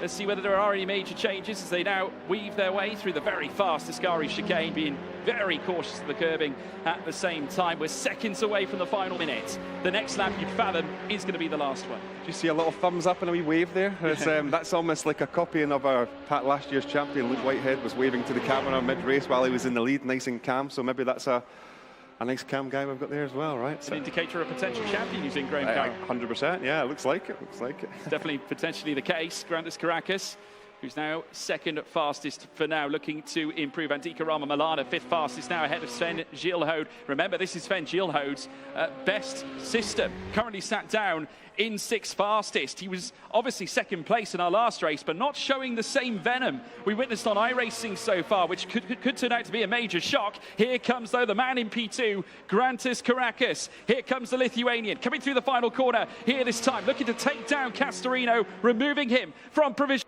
P1, Seminara goes 3rd fastest as well. The Italians are starting to rise at their home circuit, but here comes Caracas. Now up towards the line, can he usurp Castorino? Here in the initial, is it enough? Checkered flag is being waved, not enough, but Cavalli moves into 3rd. Yep, there's a few changes at the top there, and we'll see if anything else. I think Cody's done. But yeah, no, a very tight field, right? What, we got half a second in the top 9.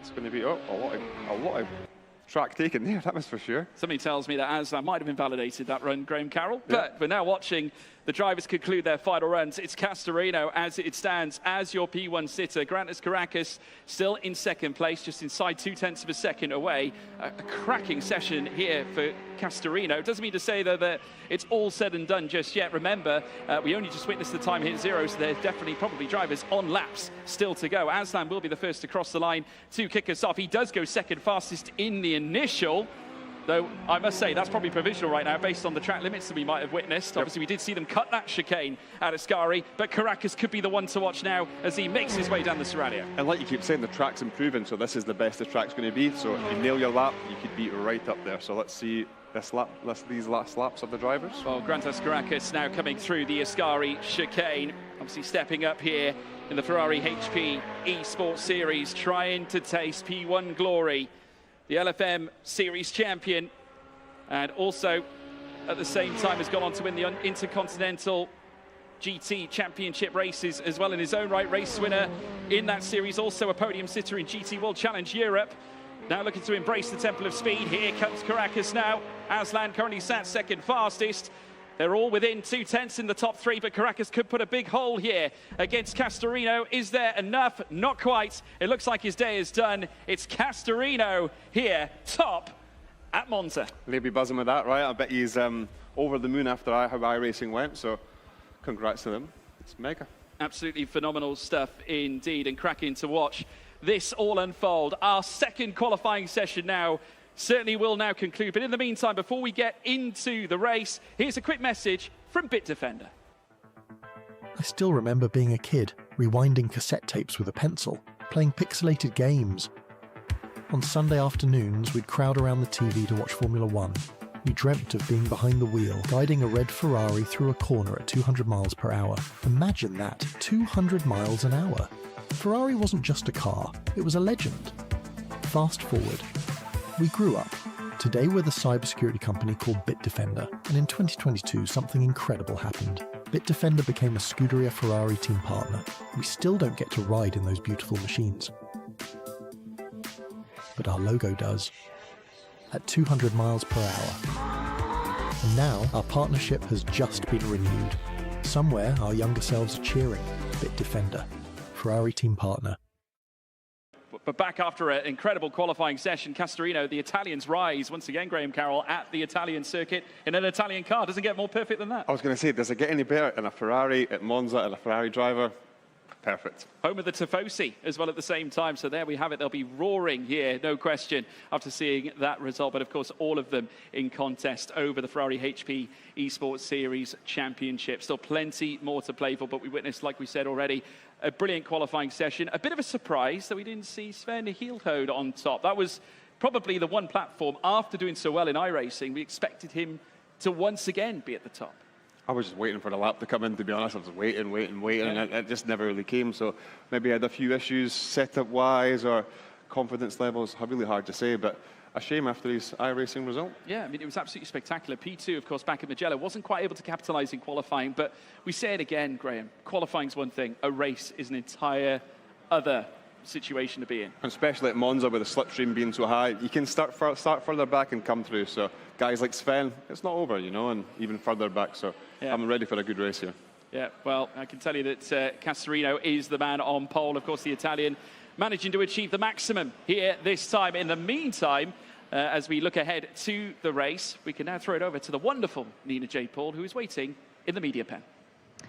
Thank you very much, both of you. I am sitting with our pole sitter, Castorino. How are you? How are you feeling? Yeah, pretty good. You know, starting on pole is always where you want to start, but the job is like only 20% done. So, yeah, let's focus for the race also because Monza Turn 1 is always pretty tough. So, yeah, best of luck to me. Best of luck to you indeed. Monza Turn 1 can be pretty chaotic. As well, you've got to think about the slipstream of those behind you. How important is getting a good start? It's crucial because maybe like if you lose position, you can start to fight a lot with people and lose a lot of time. So it's crucial to be P1 after turn 1 so you can do your pace and try to pull away. Well, head down. Good luck. Thank you.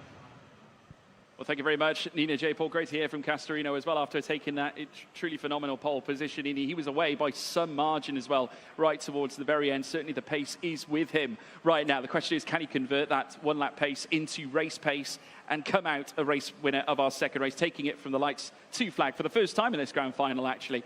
But also, eyes might be on the ever-so-consistent Andika Rama-Milana. Points finished last time out, again, reasonably top flight points, was about mid-table come the end of our last race at Mugello. He's up there in the hunting grounds for better results. And as we know, Graham, the Rettifilo chicane is a lottery. Yeah, honestly, lap 1 at Monza can really kick things off. So hopefully it doesn't get too wild like Mugello Turn 1. And like, listen, you've got these guys out at the front. They maybe didn't finish up the front in iRacing. So if they can get their good points here, if the iRacing guys can be reasonable and get some points, and then it's all down to the last race for the sort of points in the championship. So that's exciting, that's for sure. I mean, we often say, don't we, that having the inside line on the run down through towards Turn 1 tends to be the optimal. Sometimes, though, at the Rettifilo, that is not the case going down into Turn 1. Sometimes you just got to tuck in and just accept your place. You know, if you start pushing and start going for gaps, other people react to that as well, and it just explodes. But I'm sure a few people in the crowd would love to see it, but the driver's not. So hopefully it's a nice, clean Turn 1. It's going to be action-packed, folks. You do not want to miss it. Have you got a prediction for us, Graham? I'll go with Grantis, I think. Grantis, yeah. Obviously, he does have form on Assetto Corsa.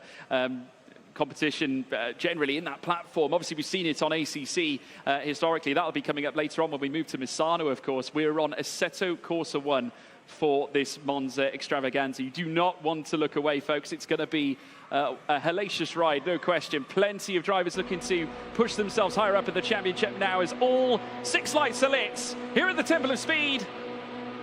And they'll go out and they put pedal to the metal. And it is go, go, go, go, go. Amedeo Castorino getting a very good start and immediately leaping off the line. Not so good from the man in P2, that being Grantis Caracas.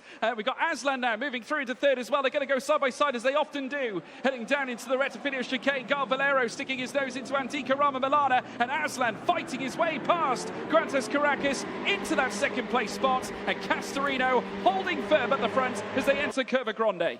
All clean so far, anyway, by the looks of it. Yeah, it looks pretty clean and a great start for Castorino there. So he wanted to be P1 after Turn 1, and he is. So hopefully they can get the head down, and P2 and P3 side by side. It's a perfect opportunity for P1 to pull away here. Grantis Caracas are going to return the serve this time against Aslan over that second place. It's wheel to wheel elsewhere as well, coming under the Roche chicane. So tight, a few cars getting squirrely as they enter over the gravel. But a clean start this time, Graham, in comparison to Mugello in our last races. Cody D moves into 8th. Exactly, and it'll give everyone a bit more of a chance in the mid part of the race and the start of this race to really move forward.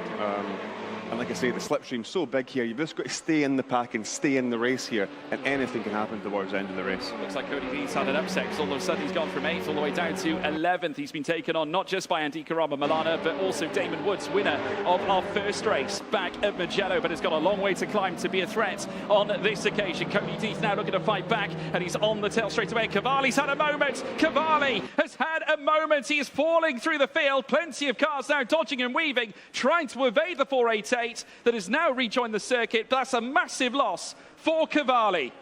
And that's obviously created a little gap into the P2 now, so it looks like it's for the last spot being fight. And that's, again, it's still a long race, so they could catch up, but at the minute, P1, P2 look like they've got the gap, and if they can just be consistent and hit their apexes, they should probably, hopefully, stay up the front. Amedeo Castorino now continuing his assault at the very front of the order. 1.3 seconds between them as now Seminara looks to go for third place against Galvalero. They're going to be wheel to wheel now, coming down in towards turn 1, side by side here now as he takes the white outside. A little punt in the rear though from what looked to be the number 9 just further back.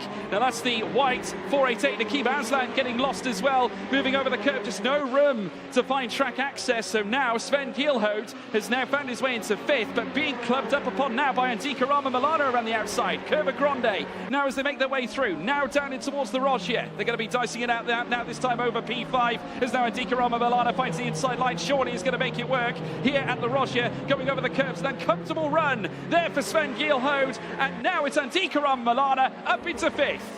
And Woods follows as well, right? And that's crucial for him after his win earlier on. So it's getting spicy out there. Everyone's dancing and making moves on each other, and it's a long way to go in this race as well. Yeah, Sven Gielhout still with plenty of work to do. Cavalli now has moved ahead of Carlos on that recovery mission. So now it is still Castorino up at the very front with Grantis Caracas in second. Seminara down in third as well. Galvalero fourth as well. The top end of things. Certainly it's looking convincing for Castorino right now, but anything can happen in these races. Cavalli on the move once again, this time up the inside, maintaining his P12 position ahead of Carlos down in third. As now Cavalli also gets ahead of Cody Deeth, who I think had a little upset heading out of Ascari. He's now at the bottom. Yep, that's a shame. He was, I think he was around about 8th or 9th or something at the start, and he just kept dropping and dropping. So not the start of the Monza race Cody was looking for, but still, again, a long way to go. Yeah, long way to go. Fastest lap now being taken, or it was taken, by Castorino. I think it still is Castorino at this point. I'd say the 148s finding their feet here at the Temple of Speed. Other faster laps coming in from other drivers who are putting in personal bests as they begin their next lap of action now with 26 minutes or so. Oh, there is Andika Ramalana on the right-hand side in his rig, now looking to try and move his way through the Rettifilio chicane to start this next lap and looking ever so controlled. There's Cavalli coming through out of turn 2, soon to enter the Curva Grande section. Still holding his station ahead of Carlos right now. There is Sven Gielhout looking for a recovery after losing out to Andika Ramalana earlier on, but also looking to jump past Damon Woods, who is in great form so far, has gained places after winning at Mugello as well. But here comes Gielhout now, up the inside, coming through the Rogier, and he's made it happen. Gielhout up to 6. Impressive move, that impressive move. But again, with Damon and Sven, two smart guys, they know they can't have contact here and drop to the back of the grid here, because that really hurts your points for the championship. So great move, but very smart as well, not banging doors and having moments, which is pretty crucial at this point of the race. Yeah, Sven Gielhout, of course, taking back-to-back wins at Laguna Seca, was very impressive in his run to the grand final, looking to prove himself once again, and of course this being the platform that he utilised to get here as well at the same time, just not quite showing that same promise in qualifying. Nakib Aslan has moved into 7th ahead of Damon Woods as well. Not quite the race that he had on iRacing earlier on, but remember, iRacing was his platform. As now we take a look at Sven on the right-hand side. Just see him there in the sim as they charge down through towards the final corner at the Alboreto section. Castorino still in control though, has already marched out I think 1.4, nearly 1.6 seconds already on Grantis Caracas, and that only shows signs of growing. He's just registered yet another personal best. Yep, he's the man to watch in this game, like we said coming in, right? He was very, very quick. P2, I think he just needs to sort of bring it home, push forward to the leader, just make sure you get these points. But again, just looking at that next level cockpit there, well, the seat belts and the Ferrari wheel, the Thrustmaster, it's awesome to look at. Awesome. It is, absolutely right. Caracas now down in second, obviously 1.7 to chase the back of Castorino. 3 laps concluded, his last lap being the fastest lap of the race as well. Castorino as they come through Curva Grande. Akib Aslan now 7/10 back from Sven Gilho, the Dutchman, still holding station in P6, but that can very easily change in a split moment. One wrong step at these very aggressive chicanes. Remember, we do have 3 of them at this circuit. Retafilio, Rogier, and the Ascari, with straights in between that can exercise overtaking opportunities, Greg. Exactly. Another person I'm really impressed with is Gael Valero. You know, he had a bit of a rough first race there on iRacing, his preferred sim, sitting in P4 right now. What a great job he's doing. So good to see how he closes this race out, to be honest. Yeah, the Frenchman has been certainly superb in this race and a brilliant way to bounce back. And this is really almost a wild card situation where we drivers that obviously don't necessarily all perform on the Assetto Corsa like they would have old. Of course, when we're considering platforms, iRacing being the most utilised in major competitions, Assetto Corsa Competizione has had its fair share. Largely, Assetto Corsa itself, not necessarily common in top flight championships, so it's a good way of really separating your top drivers from perhaps the not so strong ones. Exactly. iRacing and Assetto Corsa Competizione, honestly, 2 complete different games, different driving styles in a big way. So to go from one to the other, it's all about adapting to your sim, your rig, and all the stuff like that, and being on top of it. So no, that's really impressive for these guys. It's they're all doing the job, that's for sure. Yeah, galvanising natural talent here, that every single driver chasing their dream, a title here in the Ferrari HP Esports Series, and it's Amedeo Castorino who now commences 4 laps of action already. We've now concluded that much anyway. He's 2.1 clear now of Grantas Caracas, who is still very much in a strong position in second place, clear of Seminara, who is also put in a sterling display. Like we said, the only driver not to take part in any regional qualifier or regional final, because he came through the Thrustmaster Community Cup Hot Lap Challenge. Unique, special, he's not like everyone else, so you could pull out something really great, or you just never know. He wasn't up against the rest of the competition coming through, so it's hard to really judge how that would go, I think. Yeah, Eduardo Cavalli now coming through the Roger chicane, as you can see in picture. He's chasing down Norbert Tamash, who was first in his 2 events on iRacing in the EMEA region, and that was our very first venture, of course, in this series, in terms of regional finals anyway. Because prior to that, we did have the regional qualifiers for the drivers to make their way to this very event. It's been a long journey through the course of this year to reach this point, which is why every driver is so focused in achieving this wonderful goal. As now we watch them head down through towards the Ascari chicane.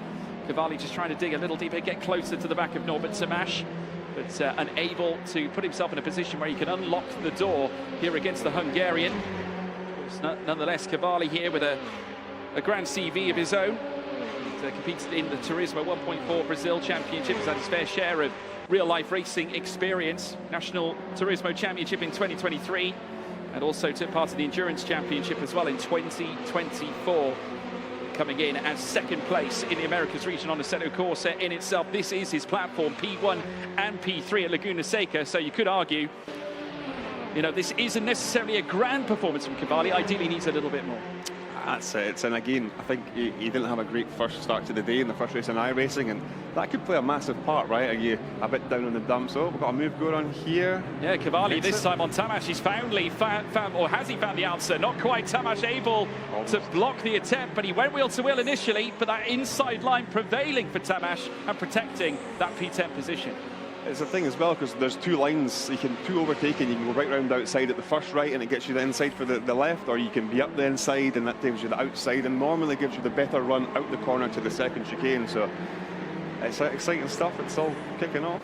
Yeah, Akib Aslan now focusing on the back of Sven Gilho as they come through the first Lesmo, second one to come after that, then the run down the Seraglio once again. The circuit, like I said, that has already bypassed its centenary year so far. The modern layout that we're currently seeing has been in existence since the year 2000, so 25 years later, we still race in it on the sim.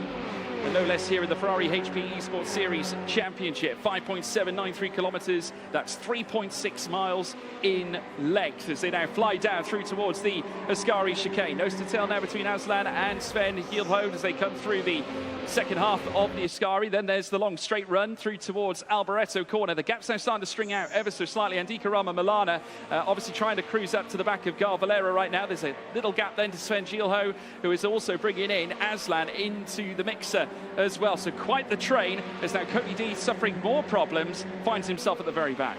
Yeah, it's a shame for Cody. It's unfortunate. He's had a good start to the race in iRacing. McLean fell away after towards the end of the race, but yeah, a bit of disappointment here. But like you say, that's sort of, what is it, P3, 4, 5, 6, they're all in this close group, you know, so that's where we're going to see our action, I think. Yeah, well, personal best there for Hielhode. A few other drivers actually achieving personal bests as well. Cavalli now coming into the thick of the action again. Both of them being pushed onto the grass as well, very close to it anyway. Cavalli going very deep in towards the Retifilia. That opens the door now for Norbert Tamash to perhaps return the serve, but not enough momentum out of turn 2, and therefore can't run wheel to wheel through Curva Grande. Yeah, Cavalli got up the inside rather than the outside than last time, so he made the move stick. So, yeah, very impressive by him. Yeah, brilliant stuff. Did a great job of masterminding the move, heading down in towards the Retifilia, preventing any return from Tamash as they come through the Roger chicane this time around. But the gap now automatically springing open. That's the risk and reward element there, Graham. You may gain a place, but at the same time, you lose time to the cars further up.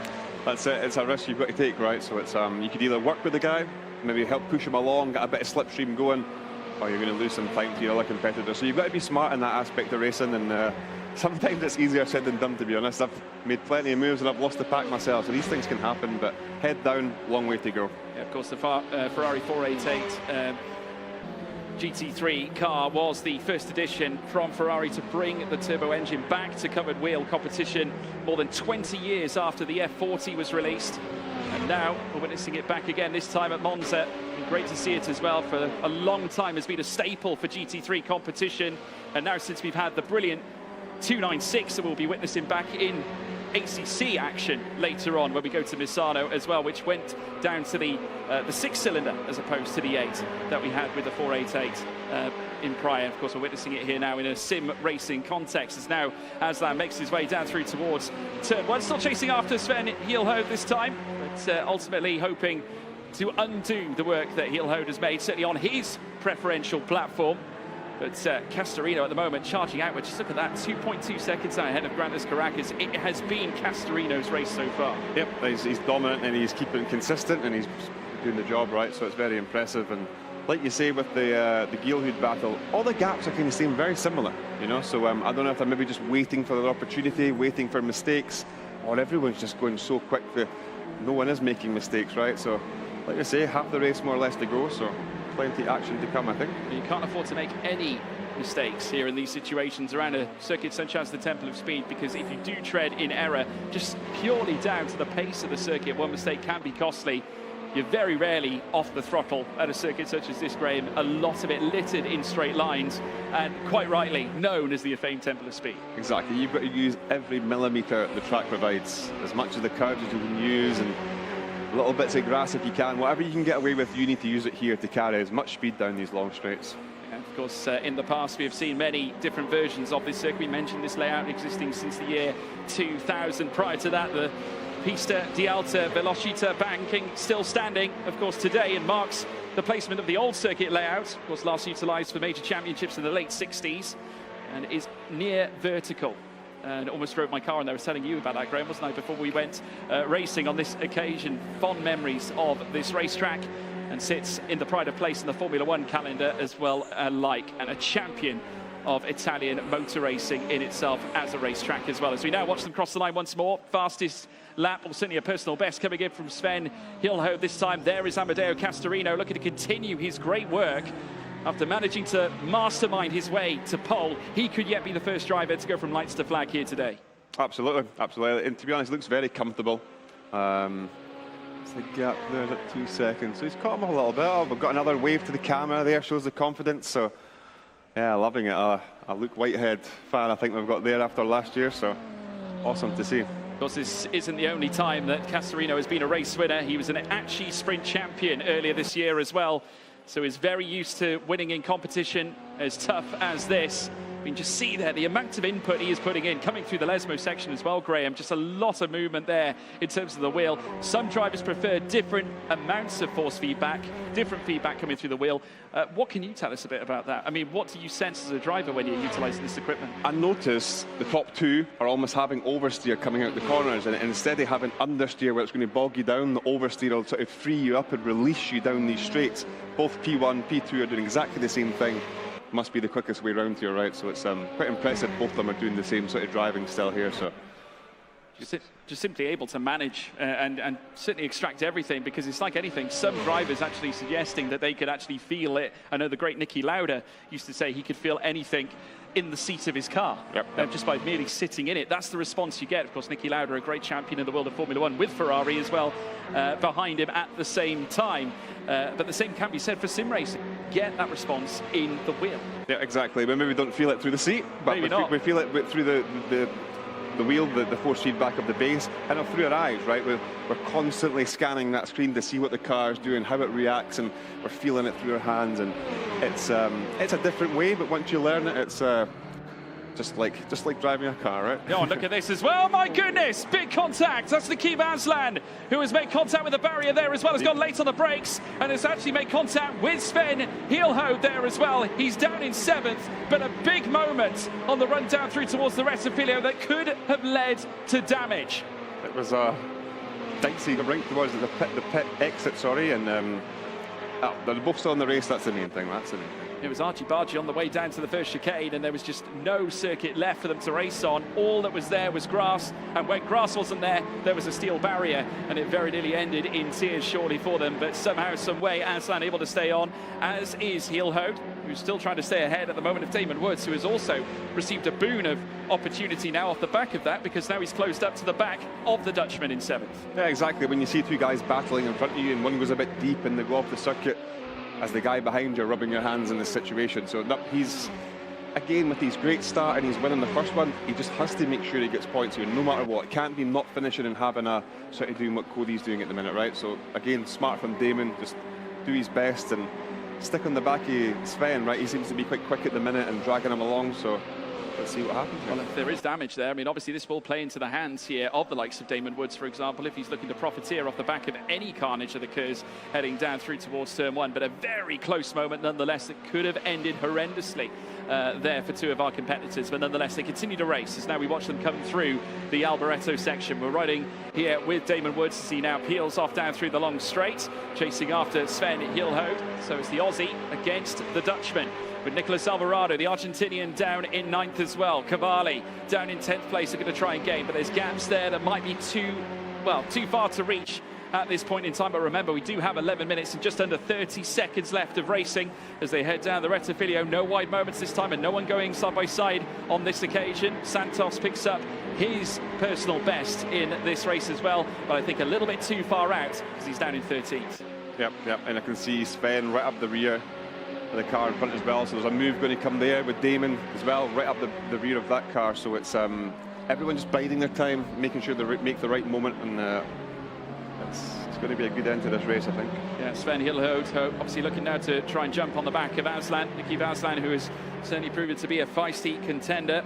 Like he said before, took part in Le Mans Virtual back in 2021, enjoying living his dream of being a racing driver, albeit in a sim aspect, and these drivers certainly are great sim racers. We just witnessed a car going wide off there, I believe to be the first Lesmo, just cutting back across, so that's time lost there once again, and I think that might have been Tamash, I think, just running a little bit too close to the gravel, therefore just rejoining as we now watch them head down the Seraglio straight once more. Still Sven Hielhout in very much proximity of Aslan, but Damon Woods is not going away, Graham. Exactly, and even the car all the way back to sort of P10 or P11, right? They're all sort of there or thereabouts. So it's definitely not over, and I think people are just waiting for mistakes, waiting for others to make moves, and they can capitalise on that. So yeah, obviously looking to capitalise. Obviously we know a little bit about drivers capitalising. We've spoken about Damon Woods and his phenomenal display at Mugello just now. Obviously Sven Hielhout just running a little bit wider coming on the run out of Alboreto, but perhaps thinking a little bit more about the long run down the home straight, because generally if you do take a wider line, you can get a faster run down the straight, Graham. Exactly, you sort of carry the wide line and sort of cut in last minute, and you get the sort of the boost down the straight, as they call it. So, yep, smart thinking by him, and you seen him on the webcam there, right? Nice, cool, calm, collected. It might not be going his way, but he's not angry about it. He's not sort of losing the rag, sort of still concentrating, and that's what he needs to be doing. It's basically control what you can control automatically. 100%, and obviously there's obviously setups and all this as well, so you might come on stronger at the end, you might have a car that's maybe a bit better at the start. Everyone's probably got a different sort of car underneath them, so it'll be interesting to see. Yeah, obviously we've got all the drivers utilising the Thrustmaster wheels and the next level racing equipment too. Of course, provided the seat rig equipment as well as the stands that embrace the wheelbase that Thrustmaster have provided. Two very strong partners here for the Ferrari HP Esports crew, and allow this championship to continue as it does, and of course endeavouring to bring sim racing to the forefront here in Ferrari World Yas Island, Abu Dhabi. As we watch Sven Hillhoed mark his way down the straight. I need to get myself some seat belts for my seat at home. I love the look of the seat belts and the sort of seat that they're on at the minute. It looks awesome. So yeah, I think I need to do a little bit of an upgrade on mine. We'll see if we can have a word later on for you, Graham Carroll. There we go.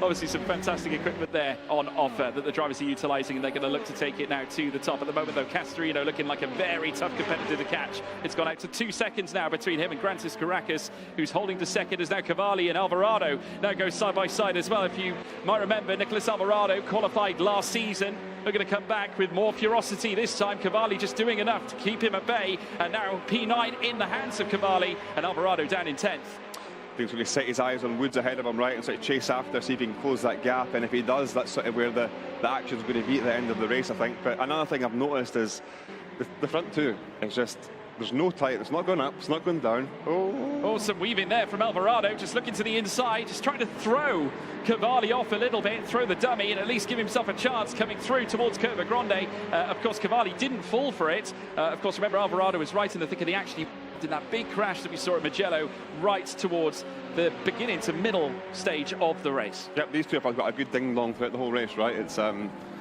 Cavalli got into turn one earlier on and try to repeat it there, so it's an enjoyable race to watch this.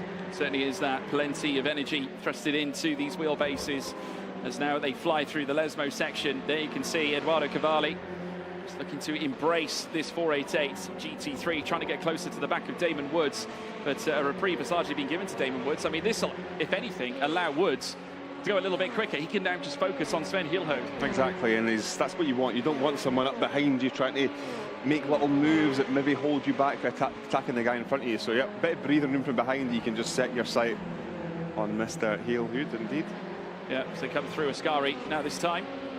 Woods getting closer to the back of Hillhoed this time. One mistake coming through Kerber Alboreto could yet switch things up here, and P8 could become P7 in a matter of moments. Hillhoed needs to have his wits about him as they head down now through towards the final corner before they take the long run down through towards the Retapilio. Just look at how plugged in Damon Woods is, the race winner from Mugello, chasing further points in a bid to put himself in the best position possible to fight for the Ferrari HP Esports Series crown, as now they charge down through towards turn one. The question is he going to be close enough to make a move up the inside, coming down through towards the Retapilio chicane? Hillhoed now starting to tail off from the back of Nikib Aslan. I'm not sure whether he's close enough. He might be. He's going for it. In comes Damon Woods. Now looking to capitalise here, and he has certainly done that. P7 for Damon Woods.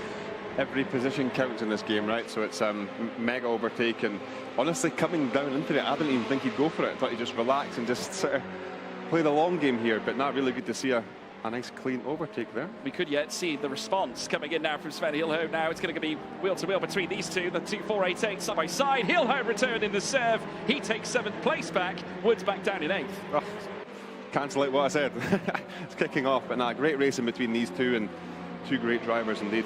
Every point, of course, matter. Every single point matters in a championship such as this. We make our way through the course of the festivities here in the Ferrari HP Esports Series. Oh, Sven Hillhoed going off wide into the gravel trap, and through goes Woods, through goes Cavalli, and I think he's fortunate that Alvarado hasn't pounced on him just yet. It's coming though, there we go, it's just slipping it through, and that's it, the tiniest little mistake just cost you, what, 4 positions? So, well, by the click of the fingers, it's just so easily done at a track like Monza. It really is. You catch that gravel the run down the straight, it's over. So. Well, indeed, Alvarado has made the jump possible. It's now P9 to the Argentinian. Unfortunately for Sven Gilhout, remember, he qualified here for this grand final through his results on this platform. He won at Laguna Seca back-to-back. It's not showing the same signs of greatness as it was back then as he made his way through the regional finals. It's painting a largely different picture, and we've only got 4 minutes and 20 to go. It's looking like it's going to be a rough ride for the Dutchman. It is. It's a shame, but these things happen, and it's still not over, right? So it's got to keep the head down and crack on with it. But yeah, we've seen quite a 1.5. What have we got here? Cavalli still pretty close, and so we're talking P8 to P10 with Sven. That sort of group's probably going to be the one we're going to see the action come from here. So all eyes on in the last 4 minutes of the race. Yeah, of course, that's the closest gaps we are witnessing. You're quite right, Graham Carroll. Obviously, Castorino, I should say, is currently 2.1 seconds up the road ahead of Grantis Caracas.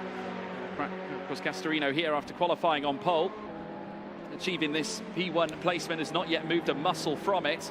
And Caracas now 2.2, and that's a gap that's enlarging as well, Graham. And it's stuck at 2 seconds for a long time. It didn't go up, it didn't go down. So these two on this game are very equally paced, and it's honestly a wee tempter to here towards the end of the race when you've got such a gap to P3. It's bring it home mode for the pair of them, so impressive.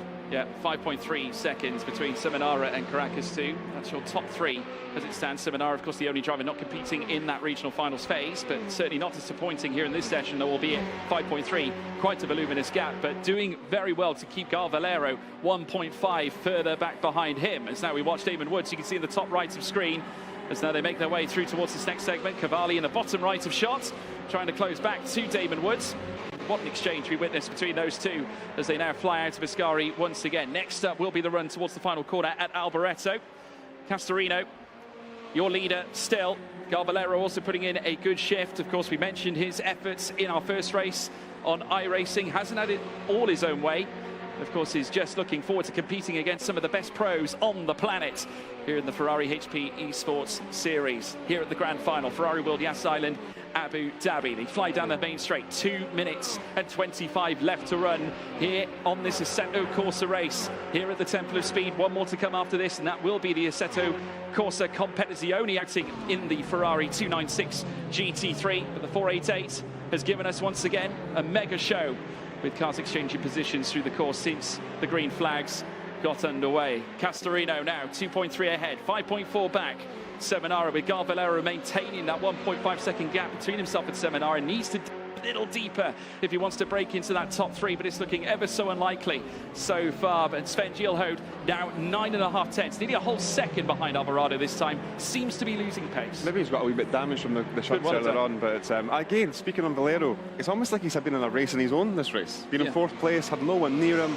He's been a bit isolated, but again, sometimes the race isn't the worst thing, right? Keep your nose clean, bring it home, solid points. Yeah, no, absolutely right. I mean, at the end of the day, it's all about consistency, issuing your very best every single outing. We just saw some dust getting kicked up as well further on in the background, so perhaps another driver suffering a few problems. And it's when you do have that element of damage as well, you've got to deal with, Graham, just that mere twist of the wheel that could cause problems when it comes to entering corners. It can make all the difference. Exactly, and how the car snaps on you and you think you react to it, but maybe the wheel's off centre and it's not ideal, or you've got a bit of sort of toe out in the front that's making the tyre wear down, temperature rising.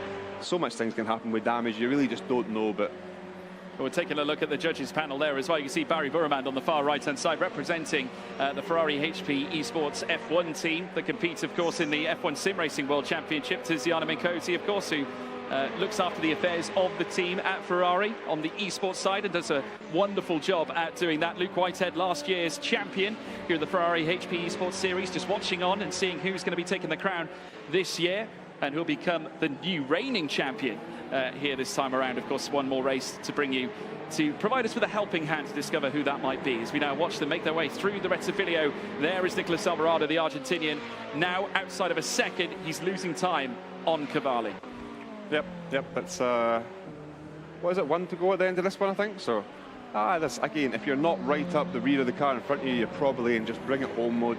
Just get the points in the bag, and we'll move on to the next sim and the next race. But it's sped out a little bit. We've still got Cavalli, Gilhout in that battle there, still very close. So it's Never over, never over. Points on offer to other drivers further down the rostrum. Of course, we do have 8th place at the moment. Cavalli just behind Damon Woods, but it looks like the battles up at the front are all but over. At the moment, it's Amedeo Castorino, the Italian, who has risen to the forefront, 2.2 seconds ahead of Grantis Caracas. Two great drivers mixing it up. But for the first time, it looks largely we're going to be seeing a driver go from lights to flag after a blistering run in qualifying at Monza here at the Temple of Speed. His home racetrack, driving a 4.88 as well. Amedeo Castorino will enter the Alboreto corner for the final time of asking. A long run down through towards the start-finish line. It's going to be Amedeo Castorino who takes victory here at Monza,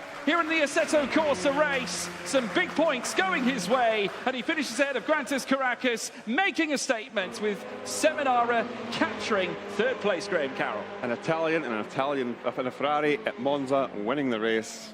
Perfect. It's great news for Tifosis, of course, across the fans of Ferrari. Italian across the board, up at the very top of the order here at Monza. What an occasion. Amedeo Castorino providing that result, and now is in a prime spot to fight for the title, obviously, when we go racing in our next venture at Misano in Assetto Corsa Competizione action. But of course, remember, there are other things to consider. The judges panel have to include all things. It's not just about race points. Of course, everything provisional here in the Ferrari HP Esports Series until the very last moment. But what a race.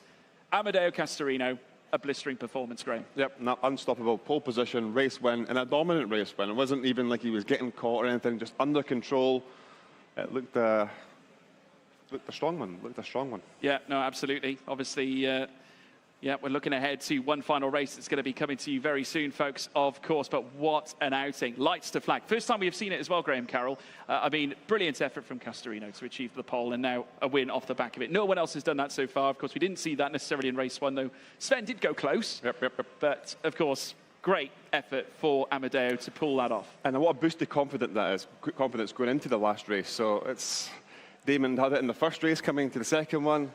Now we see it here, it's all to play for. Absolutely. And of course, one final race to bring you as well, folks, before we really get into the nitty-gritty of all the action. Of course, we will, of course, bring out the provisional results in good time, of course. But in the meantime, we're just getting ready. We'll have a little chat with the drivers very soon. Who really shone for you, Graham? Like I say, I was quite impressed with Valero, Gil Valero. He's an iRacer, and he had a bit of a rough race there, so maybe he was just determined to get back and score some solid points. So, Gil Valero for me. Yeah, absolutely. I think the Frenchman did a sterling job to move himself back to the front to challenge for big points. Needs to as well, because bear in mind, one last chance saloon. Can't state this enough, obviously, with so many points on offer. We're getting down to the nitty-gritty now, where we start considering certain names that could be in this and some that could not. Of course, remember, we've got to look at the whole picture. It's not all just about race results. There's other things of concern that the judges will take into account if they want to sign the next Ferrari driver. You need to have the whole package, Graham. Exactly. It's not just about what we're seeing on screen here. Can you talk? Can you do media days? Can you look after the sponsors? It all comes into it. So, yeah, I'm sure that the judges are keeping an eye on all that. Absolutely. Of course, that's what they're here to do, to keep an eye on our wonderful talents. And obviously, we want you to stick around and enjoy our final race as well, which I'm sure is going to be a blockbuster when we do head to Misano very soon. But incredible stuff indeed. A marvellous race. A little bit of chaos and a little bit of carnage creeping in here, there and everywhere.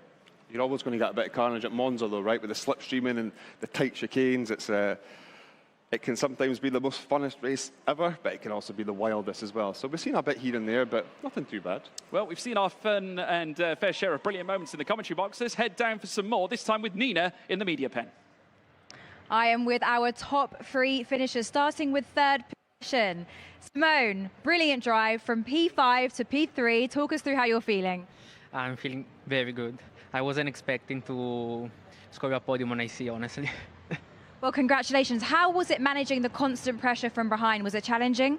Yeah, it was very challenging. Top 2 were a little far, because once I got in P3, there was like a little rejoin from the guy that was previously in P3, and I had to lose a bit of time. So I always had to look behind and not ahead, but it is what it is. Well, congratulations. Head back to your sing rib and good luck on the next race. Now, Grantas, how are you? I'm good, thank you. How did you find that race? Yeah, it was very good. Very stable race from P2 to P2 only. The start was a bit tricky, but managed to get it done. You brought yourself right into the championship fight now. How are you feeling about that? Yeah, I'm feeling great. I was keeping an eye on my rivals, on the iRacing guys who topped the leaderboard previous race. So yeah, it's very, very good for the championship. It's very, very tight now, and you've got Misano next on ACC, your strong point. How are you feeling? Yeah, I feel very strong, and hopefully I can convert my pace there. Well, good luck. Head back to your sim rig. And now the winner of the race. How are you feeling from lights to flag? Brilliant drive. Yeah, pretty happy, of course, about winning the race. It's always a pleasure. And yeah, as I said, the race start was the main thing. Like, I managed to stay in P1 after the start. Behind me, they lost a bit of time, so I'd be able to pull away and then manage the gap. But it was hard because my rival, Grantas, behind me was pushing really hard. The pace was similar, so I couldn't make any mistake, and luckily I didn't. So. Grantas was pushing you hard, and you looked calm as a cucumber. Were you as calm in the sim rig as it showed on track? Yeah, at the end, like, I was calm. Like, the thing is, try to stay focused on yourself. Like, sometimes you lost a bit of your focus. Like, on the moment of the race, for example, I was thinking, what I will have to say in the interview if I still finish the race like that? And then I was like, no, I have to focus on my race. And yeah, luckily it went well. That's how talented you are, thinking about what he was going to say on the interview. Now, finally, how important is this to carry your momentum into the next and final race? Very important. Unfortunately, my first race wasn't good. Like, my pace wasn't the best, and also I was quite unlucky with the incident.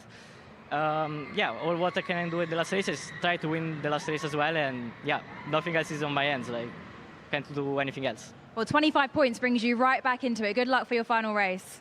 Thank you. Go back to your sim. Right, 2 races down, 1 to go. Throwing it back to George and Graham. Well, thank you, Nina J. Paul, and some wonderful, valuable insight as well as we move away from race 2. But I've got to say, some wonderful podium sitters as well, Graham. Obviously, we had Seminara, who finished in 3rd as well, proving that not only can he do it in a hot lap aspect, he's got race pace as well. That's it. He's got, again, that'll give him the confidence for the next race to get stuck in and be up the top. So I'm going to keep an eye on him, I think, for the ACC. He could be one to watch. Of course, ACC could provide another stir and another twist. Grantas Caracas, obviously, again, on a platform that isn't necessarily the strongest. Seminara, of course, waxed lyrical at the fact that not necessarily AC was his best system.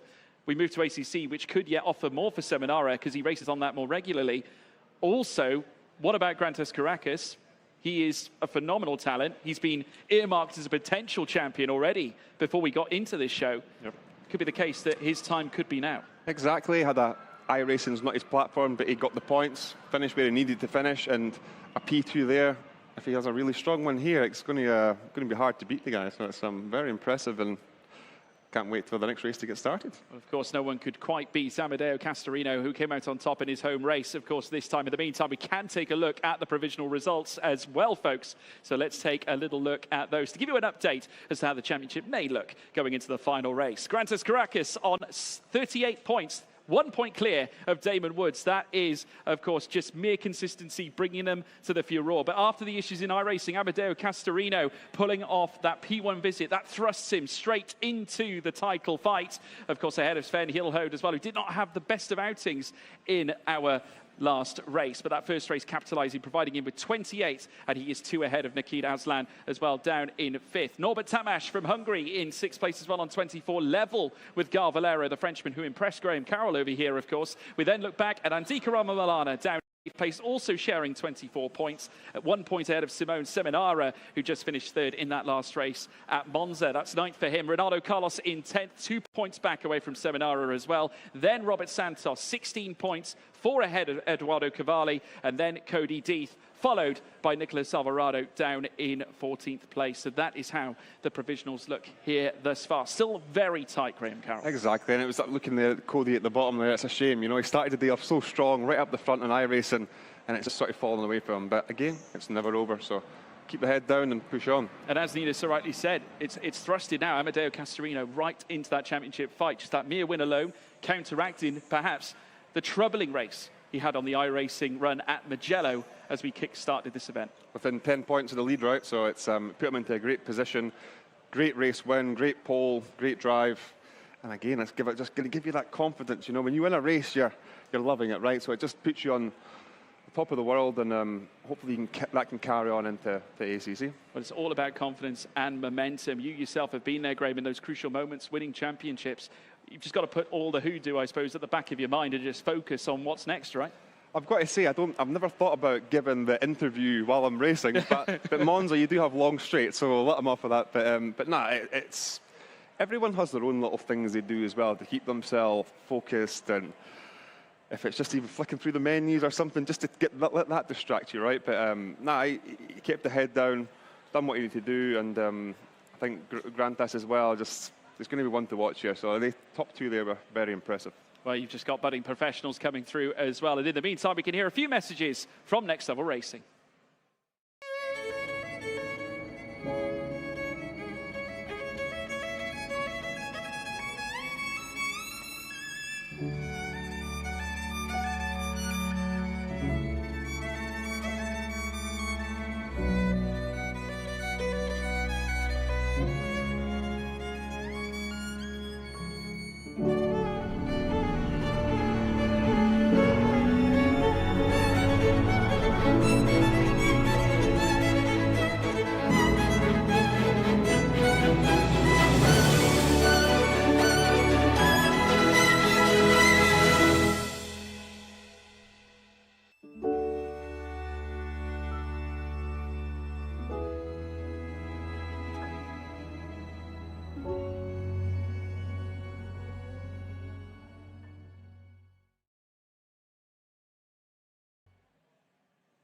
Well, a big thank you to Next Level Racing for their continued support, of course, of the Ferrari HP Esports Series, and, of course, have played a pivotal role in where we stand today for the grand final here, Graham. The rigs just look fantastic. Exactly, and like I say, I need to get myself some of these seatbelts I keep seeing. They look awesome, so, yep, awesome. Yeah, know what to do, Next Level Racing. We get in touch with this man. There we go. Incredible stuff. We've had a fabulous day so far, haven't we, Graham? Lots of action, plenty of drama, and we've still got one more race to bring. The racing's great. Being alongside you is great, George. Great to be here. Great to be wearing this great top. It's just a great day in general, right? And a proud day for all drivers and also viewers concerned. 100%, right? Just to make it to this final and to be invited here, what an achievement in its own, right? So everyone that made it here needs to be happy in a way. I get it. Maybe some might not be with the results today, but as a whole, you made it here. Congratulations. And as you can see from what you have witnessed as well, Ferrari is more than just the sum of its parts. There's many areas to it. You could say it's one team in two worlds. We started with the Scuderia Ferrari HP Sports Team in 2019. It was our first year competing in F1 Esports, and we won with David Tonizza the driver's title. Then the following years, we understood the value of the esports team, so we decided to increase the numbers of the drivers, because in 2020 the Ferrari HP Sports Series started. So it was a great support, of course, scouting drivers, talented drivers for the team, and that's why now today we have more than 20 people in the team, between drivers and team managers. To support emerging drivers is very important. It's in our DNA to be in motorsport, and esports is motorsport. The simulation side of racing is extremely important, preparing races, developing the cars, but also with the young drivers to always teach them how to be better drivers. In that exercise, we have a collaboration also the esports teams who are experts in sim racing and are young drivers who normally enjoy taking part in those races, and that's a great tool that we use to keep them sharp and to keep them focused on their goal of improving themselves as race drivers. In 2024, we held the first ever offline grand final at the state-of-art Ferrari World Esports Arena in Abu Dhabi, a true milestone that marks a new chapter in Ferrari Esports and a pinnacle moment for sim racing. Today we have 18 drivers. Some of them are in the F1 lineup, 10 of them are in the other competitions, and if you think that 4 out of 10 are the winners of the previous HP Sports Series, they are really providing talented drivers. These competitions give us the opportunity to speak to a different audience. We want to speak with younger generations, with young people, and because Ferrari with esports can remain forward-thinking. A fantastic insight there into Ferrari as a whole. Not only do they show extreme levels of presence in the world of motorsport, as we have known for decades, generations, of course, going back in history in this grand scene that is motorsport, but also in sim racing now as well, Graham. And they were quite, I remember when I was with other teams back in the day, they were quite slow to get in it, but now they are. It's full steam ahead and looking to sort of be the biggest and best team. Absolutely, and of course we have mentioned time and time again the grand level of performance they've managed to extract out of the World Endurance Championship, for example, with the new 499P, sending a clear message that it's not just F1 they're looking to capitalise on, but also in other stretches of motorsport. And the same could be said for sim racing too. To win Le Mans, to win the championship, right? How iconic, and it's just, it's been an incredible year for them, and congratulations to every one of them in that team. Absolutely right. Well, in the meantime, before we get into our final race, a few messages this time from Thrustmaster.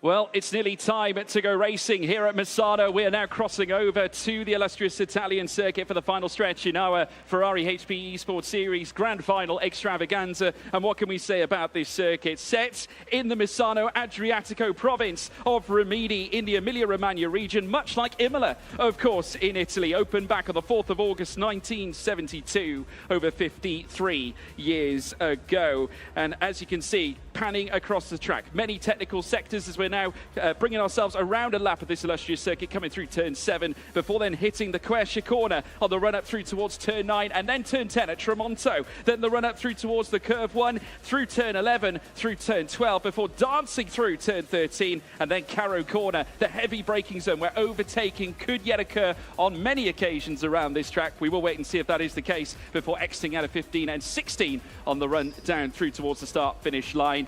Plenty of action to come. I'm sure we'll see it here at Misano. Very tight in areas as well here, Graham, but plenty of opportunities to capitalise in those heavy braking sections. I think you were spot on with dancing through 13. It's a very long straight with a couple of kinks before them, and how you can commit to 13 sets you up for the overtaking and to finish off the lap. So a very technical circuit, and like I said before, to use all of the track is going to be key. And now we move through into the Assetto Corsa Competizione, of course, the modern-day relative of Assetto Corsa. Of course, we've had another one since then, of course, but obviously here and now it's ACC, and we're here at Misano, as you can see, for this 10-minute qualifying session already. The drivers making their way out. We've moved away from 488 machinery now to its younger brother. We're now heading into 296 territory, and this is a car that moves to the 6-cylinder as opposed to the 8 here, Graham. It's an awesome car to drive, an awesome car to listen to as well. The sounds of it is just incredible. So, not looking forward to see who comes out on top of here. Is it going to be similar to our last AC race on the last one, or is it going to be a sort of new order again? So, I'm very interested to see. Quite a bit of spice as well to be the driver who was the last winner in the Ferrari HP Esports Series, potentially, if that is the case, Graham. We'll wait and see. Extra levels of elevation to a driver if they were to do it here and now. But now riding on board with Andika Rama Malana from Indonesia, obviously looking to capitalise. Hasn't had it all his own way, but some really good spirited points finishes over the last 2 races. He'll be looking to cause a stir.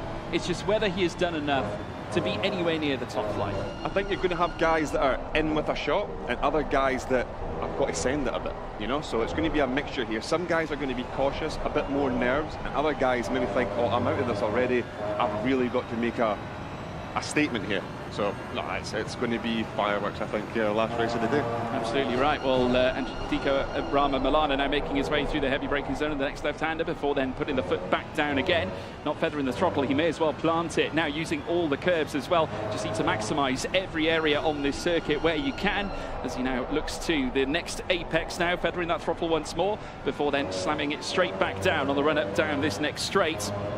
Of course, plenty of areas for things to go wrong. We mentioned Caro corner at turn 14. If you get the braking zone correct, it could be your best friend coming into this section. Now he's coming into Caro corner this time now is Andika Rama Malana. We're into the final sector proper. You just see that taking all the curve on the inset, just giving that better line. And you've got to be cautious. If you do outbrake yourself, the gravel trap will take you away. Oh, I'll swallow you right up on it. It's a very deep braking zone in there. And like you say, if you don't use it again there, using all the road, and if you don't use it, you're just going to lack count to a second, right? So it's maximising everything here. Yeah, planting all the 600 horsepower V6.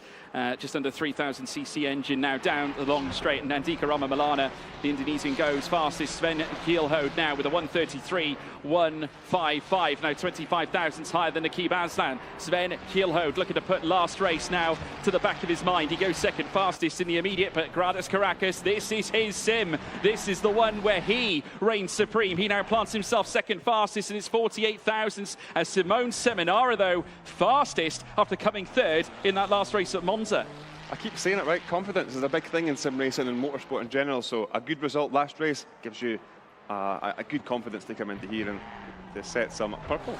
Well, the man who came third, we now move to the man who came first last time out at Monza, and it's this man, Amedeo Castorino, once again on the Italian circuit, goes inside the top three. And just look at that, 98 thousandths between the top three in our timing screen. So already we're setting the initial benchmarks, and they are furious as well. Nicolas Alvarado and Cavalli, the only two yet to nail down a lap time. Obviously, there are risks of you extending too much and therefore invalidating your lap, especially with the runoff that is available at this circuit.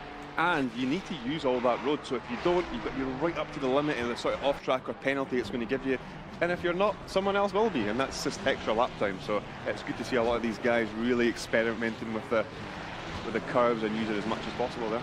Yeah, of course, Dutchman Sven Gielhode just trying to bustle his way past some slower cars, and just clipping the grass on the wide outside as now Gielhode makes his way around the final corner with the power of the Ferrari F163CE engine, the GDI Turbo, now making his way up towards the line to register an even better time, he'll be hoping, than before, and does not manage to improve that much. Sixth fastest, Seminara still first fastest, Aslan second, Alvarado arrives on the scene and goes third fastest as well, so that pushes Granus outside of the top three. And I think Sven had an off-track there, like we're talking about as well, so he never got his lap in, so it's one less lap he's going to get over this session. So is it 4 minutes to go? So opportunities going begging really for the Dutchman. Obviously he had all the opportunity in the world after that first race. I hate to say it, Graham, but your prediction might have fallen afoul. The old grave commentator's curse settling in there, my friend. Yeah. But never you mind. I'll still root for him. I'm sure he'll appreciate your support. As now we watch Castorino now go first fastest. Great time landed there, just over 2/10 clear of Seminara in second place. So there you have it. Still fine margins that can easily be brought down. We've got just over 4 minutes still to go, so still chance for some smoky lap times towards the very end. Exactly. I was just having a wee look there at Damon down in 10th. He's obviously up there in the championship, a second off. Like I know personally, I'm kind of iRacer. I do not get on well with this competition. I honestly feel like it's just day and night, the two sims. So maybe this is his weakest one so far. Maybe he pops a lap in, let's see. But I'm sure he's just building himself up, getting himself confident, and he'll improve from there. Well, this is where we talk about versatility, isn't it? Where the drivers can cope with those mixed sim situations. And I'm sure then that adds greater value as far as the judges are concerned in terms of a driver they may want to take on. If you have that versatility, maybe that puts you on a pedestal to be a future Ferrari sim racing driver. Of course, Ferrari HP sim racing drivers. We watch Grantas Caracas making his way across the line. Second fastest now, 32 thousandths between Castorino and Grantas Caracas. The stars are starting to align between these two good drivers. On Assetto Corsa Competizione, we could yet see a dogfight between those two. I think there's quite a bit of points in the championship standings between the two, so I think if Caracas can just be solid here again, that's all he needs to do, but I'm sure he'll be at the top step, won't he? So it's still a few minutes to go though, and it's yeah, we are 5/10 up into P7, so very, very close. Well, we're talking about the two drivers sat at the top of the shop. The one driver coming first in the EMEA ACC competition, the other one coming second. And currently, it is the man who came second who's currently outpacing the man who came first in the regional final. So, quite the complexion. Roles reversed between Castorino and Caracas. You never know, though. It could yet twist again. Only 32 thousandths between them. Just noting, Caracas in the pits. What do you think he's thinking here, Graham? He's going to have cold tyres if he comes out again. Exactly, and is it 2 minutes, just over 2 minutes to go? So what, a minute and 32, you're only going to get one more in, but maybe that's the one that he needs. So the cold tyres, sometimes having fresh tyres and a wee bit colder still going to give you a bit of time, so fingers crossed for him. Well, we'll soon find out. Nandika Ramamalana now looking to improve. Currently 8th fastest, just over 6 tenths away. Does improve a little bit, but not in terms of position. In fact, he drops a place now as we see Sven Gilhode move in. Damon Woods drops down to 6th because Nakib Aslan moves into 5th place. Nothing touching the top 3 so far. Bear in mind, Seminara over 2 tenths behind Castorino and Caracas as it stands. So, still all to play for. We're coming into the final minute now of this qualifying session, and we could yet see a late twist. There, of course, you see our drivers at work. Amedeo Castorino, winner of our last race at Monza, and in a well-placed position to potentially hook up the championship title. Absolutely, he's coming on strong at the end of this competition, isn't he? It's very impressive, so he just needs to keep at it, and he's doing a great job.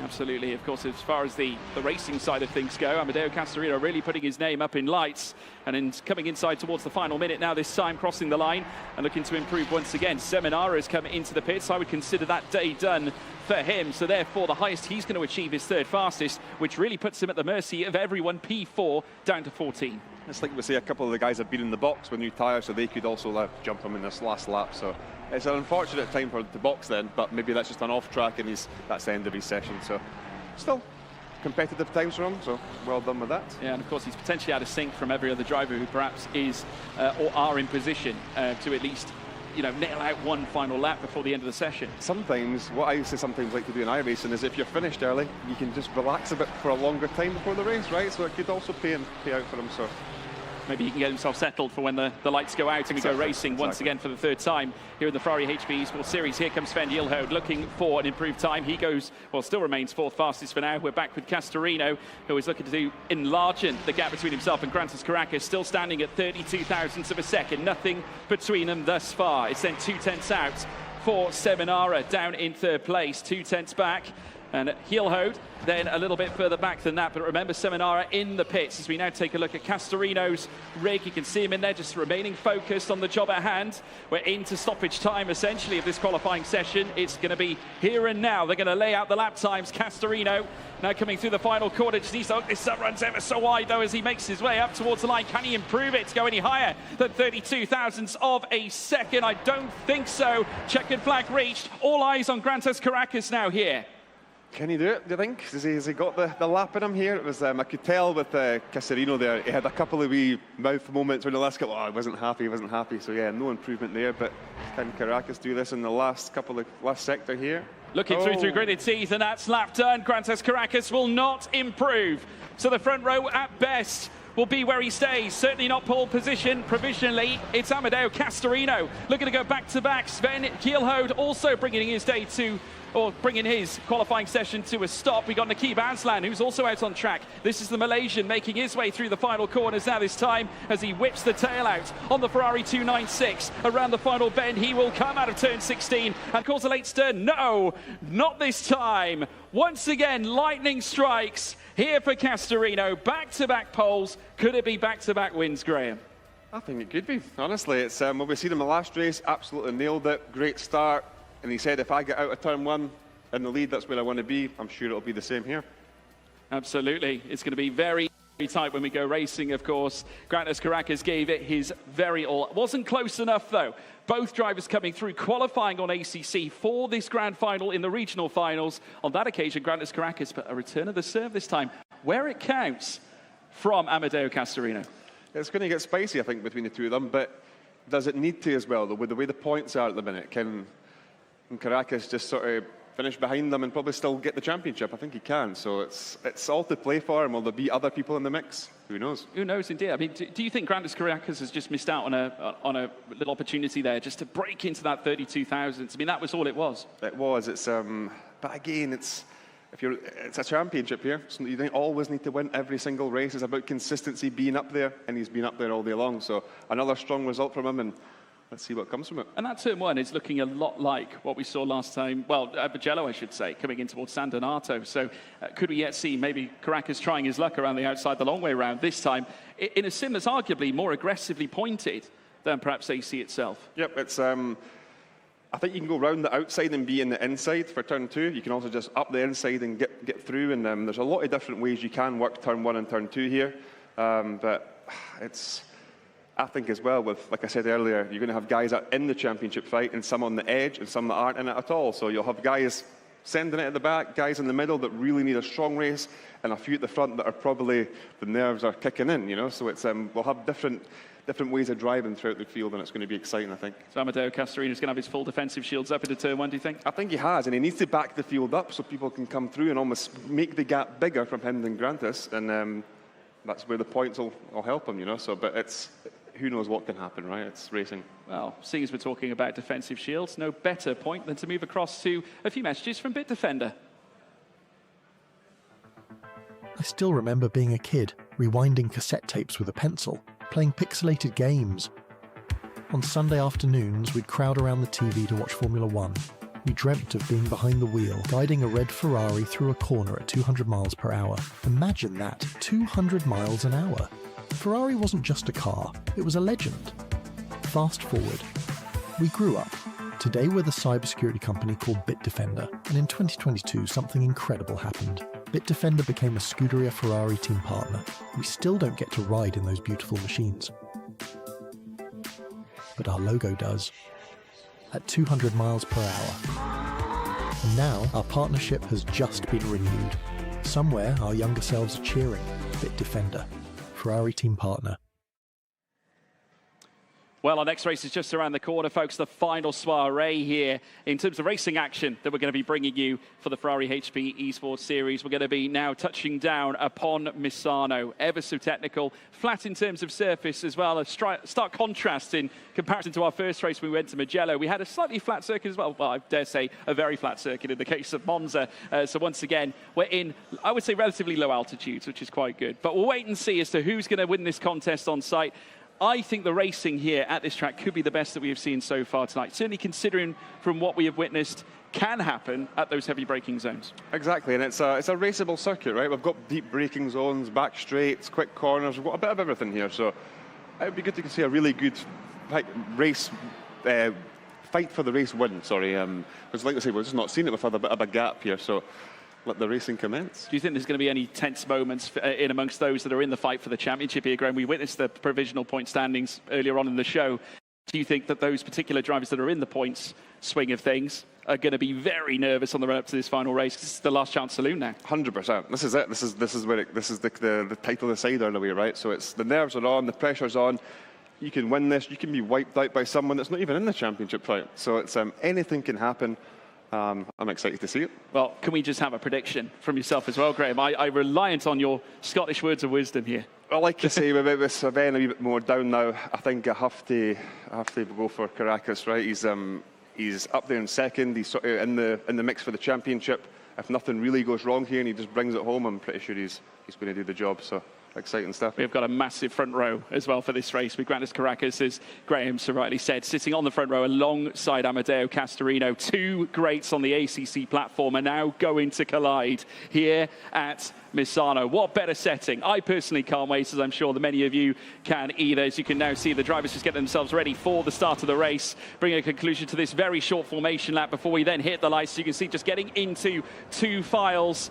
Now nose to tail between them, they'll trickle down through towards the lights, and for the final time here in the Ferrari HP Esports Series, we're going to put pedal to the metal, and it's go, go, go, go, go. Castorino and Caracas now go wheel to wheel coming through turn one. As you can see them still side by side, Castorino in the number 12, the blue Ferrari 296, trying to keep Caracas at bay in the mean yellow machine, trying to consolidate this lead after starting P2 on the grid. They make their way down through towards the next heavy braking zone. Right-hander, the inside, the better line for Caracas. You can see Simone Seminar also in the mix, but I think Caracas has done it. Caracas takes the lead here at Misano.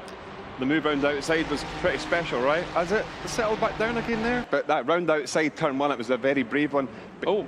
I was incorrect. It was Castorino. Sorry, I just misread the numbers on our timing screen. It was Castorino who held fire. The number 12 still leads the race. I think Caracas went round the outside turn one and he done the same turn Absolutely. two. So not great first couple of corners there. I thought they were going to do the whole lap side by side there. It was incredible. It was close. They were wheel to wheel at that specific point. There was some twisting going on. It looked like for a brief moment it was in the pocket of Grantis Caracas. He had the run, but not this time. It was usurped by Castorino. Simone Seminari getting a good start. Looked to edge his 296 into the path of fire. Was edging closer to the back of the two cars as we now right on board with him, as you can see in the bottom right of screen, just trying to chase after Grantis Caracas and towing along Sven Gielhout, who also isn't out of this. No, definitely not. It's I think he needs to be more aggressive than others, but you also want to be aggressive but not ruin someone else's day, right? So there's a very fine balance with that. But honestly, I think Sven needs to start making some moves, and he looks very rapid at the minute, so it could happen, I think. Well, absolutely a win must be required for Sven Gielhout to capitalise here as they now cross the line to begin their second lap of action here at Misano. Castorino, Caracas, Seminara, Gielhout, as well as Nicolas Alvarado, who's had a tough day at the office today, but that qualifying session is best of the day so far, achieving a P5 now and sitting there for the beginning of this race around Misano. Yep, that's it. It's again, if we just worked out this is his better sim, right? So he's a bit more up there, so it's great to see. Yeah, we also saw there briefly too Alvarado and Aslan coming together just ever so slightly. The gap has now since strung out. There's Andika Rama Milana on your screen. Sven Gielhout as well in the mix of all this too. Castorino and Caracas still sharing the P1 and P2 spoils at the front end of things. Still a lot to go in this race. Gielhout just trying his best just to muster something on the back of Seminara as they now dash through towards the next dogged right-hander, of course, trying to hook things up as they now charge outwards. Still Castorino with the fastest lap against his name after concluding the first one, and then we'll be looking to carry out the same level of pace here as we kick things through the ending of lap 2 through towards lap 3. Gielhout also trying to close up to the back of the front 3, but now he's at the mercy of Nicolas Alvarado, who's going to have a look up his inside as well this time. Oh, they make contact! Big contact there between the two of them. Nicolas Alvarado into the side, and coming in to join the fight is Aslan as well. Nightmare for Sven Gielhout, and it looks like Alvarado has taken his place away after the contact between the pair of them as they now come through the final corner, and Aslan dipping his toes in as well. Yeah, is that resulted in any damage for Gielhout? So it'll be interesting to see if he maybe falls back or if he can get his head back together and push on. So spicy stuff. He'll be hoping to bounce back, I think, after that, but the problem is he doesn't want to be bouncing off someone else's car. That's the issue. Obviously now Nikib Aslan becomes the threat because he's on the tail of the 296 right now. That rear spoiler being watched at every move right now by Nikib Aslan, who is surely not afraid of offering his attempts at making a charge into that P5 position. Big points on offer inside that top 5, and Nicolas Alvarado recognises that. It's been a tough day at the office for him. He hasn't really recovered quite so well ever since the crash at Mugello, but now has come back full of venom for the final race that we're seeing here at Misano this time around, albeit we've still got plenty of action still to come, just over 26 minutes to go. Yep, spicing up here, and like I say, the last race of the day, so everyone's giving it their all. And yeah, now it's what, 6/10 at the front, 6/10 behind, pretty even, so everyone's just doing a great job of keeping it consistent up the front. And yeah, I think if Caracas just keeps it calm, stays where he is, I think even a top 3 here really does the job. So if he does need to let someone go to make a championship, this is when I don't think he's here. He doesn't need to win this, he doesn't need to do anything crazy, just needs to use the head. And yeah, 20 odd minutes to go. I'm sure he's got it. Well, Amadeo Castorino, obviously just levying our comments towards him, has won in sort of sprint experiences. This is essentially by and large a sprint race because we're only racing amongst half an hour here this time, and he is a winner in the actually sprint championship as well. Obviously he landed that recently, managed to land the championship earlier on this year, so comes in with a huge weight of momentum. And just looking to carry that out in the Ferrari HP Esports Series as now they come through the next segment. It's the fastest lap of the race going the way of Grantis Caracas, still not giving Castorino any respite. Bear in mind there's only 6/10 between those two, with Seminara a second back behind the P2 sitter. Yep, we're hearing a few track limits are getting called out to the drivers, so they're going to have to be very careful on that for the rest of the race, because if they get too many, they could get a black flag or a drive-through, so we don't want to see that. Yeah, it was something we mentioned actually during qualifying, wasn't it? Obviously some of the drivers exploiting some of those track limits through the course of qualifying, and that is the danger of Misano. As you can see, you've just got some of that red paint on the outside of the curbing as well. Drivers do like to use all of that, and in this case the green stuff on the outside, but you don't want to tread too far because there is a gravel trap there, and you've got drivers behind that will take full opportunity of any of those moments should they occur. Us sim racers, George, we will use every bit of track we can find, so no, it's one of our strong points, because we get so much time at it, we can explore and try other this stuff. So it's yeah, exploring's a very good part of practicing. And you're not afraid to admit it either, Graham, are you? No, it's that. But grew up at Knockhill chicane, you know, flying through there. So I've experimented all my life really with that. So well, Knockhill is quite the experience, I must imagine. So we watch the drivers coming through the final corners once again. So you can just see at the bottom of your screen, Grounders Caracas sat in P2 at the moment, chasing down Amedeo Castorino as these two look to bid to come together. Both of them so used to championship battles on the Assetto Corsa Competizione platform. Of course, in the case of Caracas, we mentioned the LFM Series Championship. Both drivers have had Pro Series Championships against their name in the world of LFM. So they have got very much things in common alongside of qualifying through the Ferrari HP Esports Series through the EMEA region on ACC. Of course, it all happened at Watkins Glen, and they diced it out to feature here in this very final here today. And these points are oh so vital in terms of where they could sit as if, or potentially, they could become champion should we close this out. Well, the gap's closing in at the front. It's getting 4 and a bit tense, so it's getting a sense of patience from Caracas here at this point. I think he knows what he's doing, right? Yeah. This isn't his first show, right? So it's oh, and here we go. We got Aslan as well right in the thick of this. Now, this is a battle over P6. I think it might be Sven Gilhode, I think, right in the mix of this one, as well as they now storm down through. A little bit of contact heading down the straight too. This is heading through towards turn 12 and turn 13. We're almost 3 wide coming into the heavy braking zone. It's getting very tight. Aslan in P5 for now as they come into that braking point. Damon Woods, also Andika Rama Milana. They're now duking it out together as well as they come through the heavy braking zone. Aslan still holding his own now in P6, but a major moment coming into the final sector. I said it, fireworks in this last race, and we're getting there, right? So it's all kicking off, I think. Yeah, we've got another 296 just running wide. Now, I'm not sure if that was actually Andika Rama Milana in the yellow 296 that might have just moved off a little bit further out wide coming through the final corner. It was indeed Sven Gilhode, who we saw battling with Aslan not too long ago. Milana, quite rightly, down in 9th place. And Gar Valero has jumped on the opportunity and moved in to P8.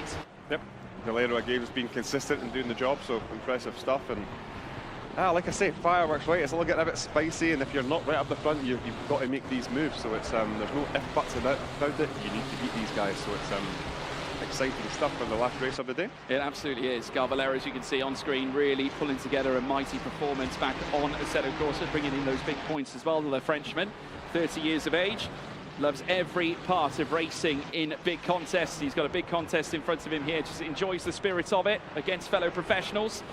And flexing a little bit of this again, and right in the heat of battle as well with the likes of Sven Gilhode, and by extension Damon Woods, who performed a sterling effort in our first race back at Mugello to take the first victory of the day, as they now all look to cross through the next sector stripe, with Amedeo Castorino still ahead of Caracas, but Caracas still not giving an inch. 7.5 tenths between them still so far. They're just clearing away steadily against Seminara so far. It may only be like a tenth or so a lap, but it's still enough to pull away and essentially make it a 2-car race. Exactly. They've got the little gap behind now that need just to be a bit more comfortable, and if they're using their head up front, they'll know what points they've got, they'll know what they're going to get for this race. So it's a bring it home. But if you're the leader here, you start backing it up. There's things you can do to make this race more interesting and spicing up, but it's also not in the nicest of heart to do that, right? So, but listen, if you want to win, you've got to exploit everything, really. So it's an exciting race. Absolutely right, because these drivers have provided shocks and stirs already through the course of the day. We've still got plenty of time left to bring you some more as well, certainly considering the fact that we're only, well, not even midway through this final race extravaganza before we decide our champion. Lots to decipher, with on top of the racing action, the drivers being judged on various different characteristics in terms of what could yet make them the chosen Ferrari HP Esports Series champion. They head down now in towards the next step. Gar Valero, you're seeing on screen, just trying to keep Andika Rama Milana at bay. Remember, Milana lost this spot after running wide coming through the final sector, and therefore was thrown out wide and left behind Gar Valero. Then have Cody Leith behind Norbert Tamash, who's had largely not really a day to remember. It's been a tough day for Norbert Tamash, certainly not comparable to the brilliance we saw on iRacing at the very first regional final, where he went back-to-back, the first driver to do that. I think, right, it's if you are on iRacing, like I say, the AC is such a different platform, and if you are just so dialed into iRacing, like even with Damon and stuff, it's a very hard spot. Andika Milana had a little bit of a look there this time on Valero, but just got caught napping and ended up getting shifted off wide, and he's lost a lot of traction on the back of Valero, who all of a sudden has found time on Sven Hielhout. So it's not over yet here for Hielhout. Not only has he been toppled by the likes of Damon Woods, but now he's at the mercy of Valero, the Frenchman, all over the back of the Dutchman as they fly down through towards turn one yet again. Valero in the yellow Ferrari 296 as they now come through. Hielhout now given a little bit of respite this time. Milana back into the mixer. It's just so tight, chopping and changing. Delta's getting lost left, right and centre. It's, I must say, a mishmash. They're fighting for Delta and traction out there. I'd say Hielhout's maybe got a bit of damage with the contact at the very start of the race because he's just dropping, and we know that ACCs, he likes these sims, so it's unfortunate for him, but these things happen after a bit of damage. And obviously a few drivers, mistakes that are costing them a lot of time. Obviously that main point being that final sector. Obviously we have witnessed Caro Corner offer plenty for overtaking, but also if you get it wrong, it can be disastrous, as we've already seen from a couple of drivers already. Andika Milana getting it wrong coming out of turn 15, which actually is one of the most shallowest corners in many ways on this circuit, coming through in towards Misano, the final corner on this racetrack. But now as we see Andika Milana again, just looking to recover, just get some better points under his belt. Of course, Valero just in front. Andika Milana, as we said, GT Academy Asia champion over 10 years ago. Now looking to try and throw a fair more points in his direction. Of course, with points all across the board from 1st to 14th as it stands. Also took part in the GT World Challenge Asia Championship back in 2020, where he would become its champion once again. So not short of a resume is Andika Milana. A lot of guys in the grid that have got some good CVs in sim racing, right? So it's very impressive. And again, that just makes this whole competition even more competitive. So awesome to see. Absolutely. Well, now looking at the contest against the other drivers that have competed across the globe in a quest to qualify for this final event. At the moment, though, it's still Amedeo Castorino, but just look at that gap again. It was 7/10 earlier on when we last checked as well, Graham.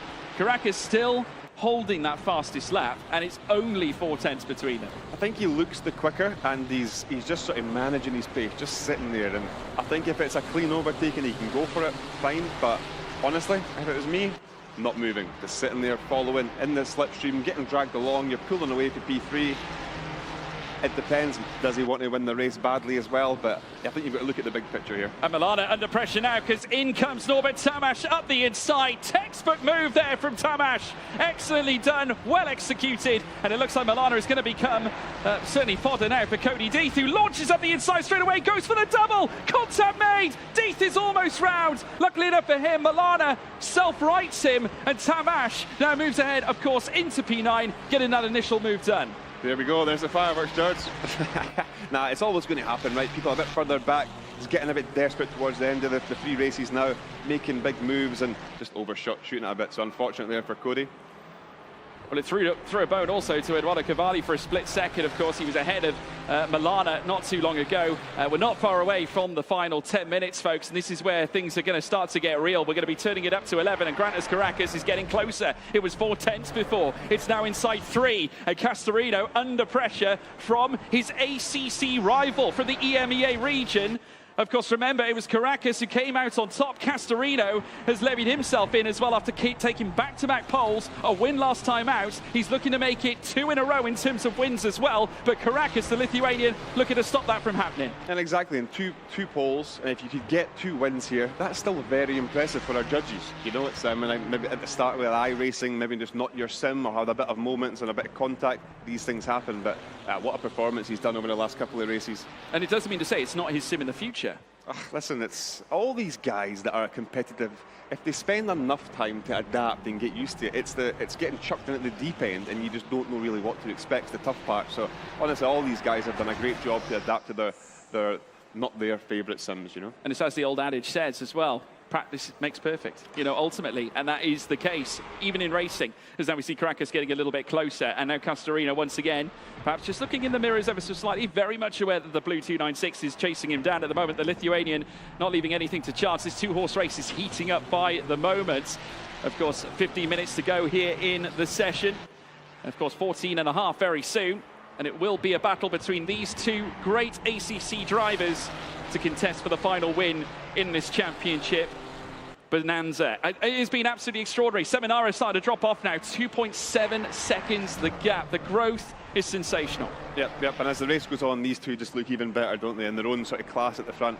What about yourself? If you were in P2, would you go for it? Well, I think Caracas is playing a really smart game here. I must say, what a mature drive for a driver only 19 years of age, Graham. Yep. And he's been done quite a few races in sim racing before, right? So he's got the experience and he knows what he's doing. But just to be sitting there, nice, cool, calm.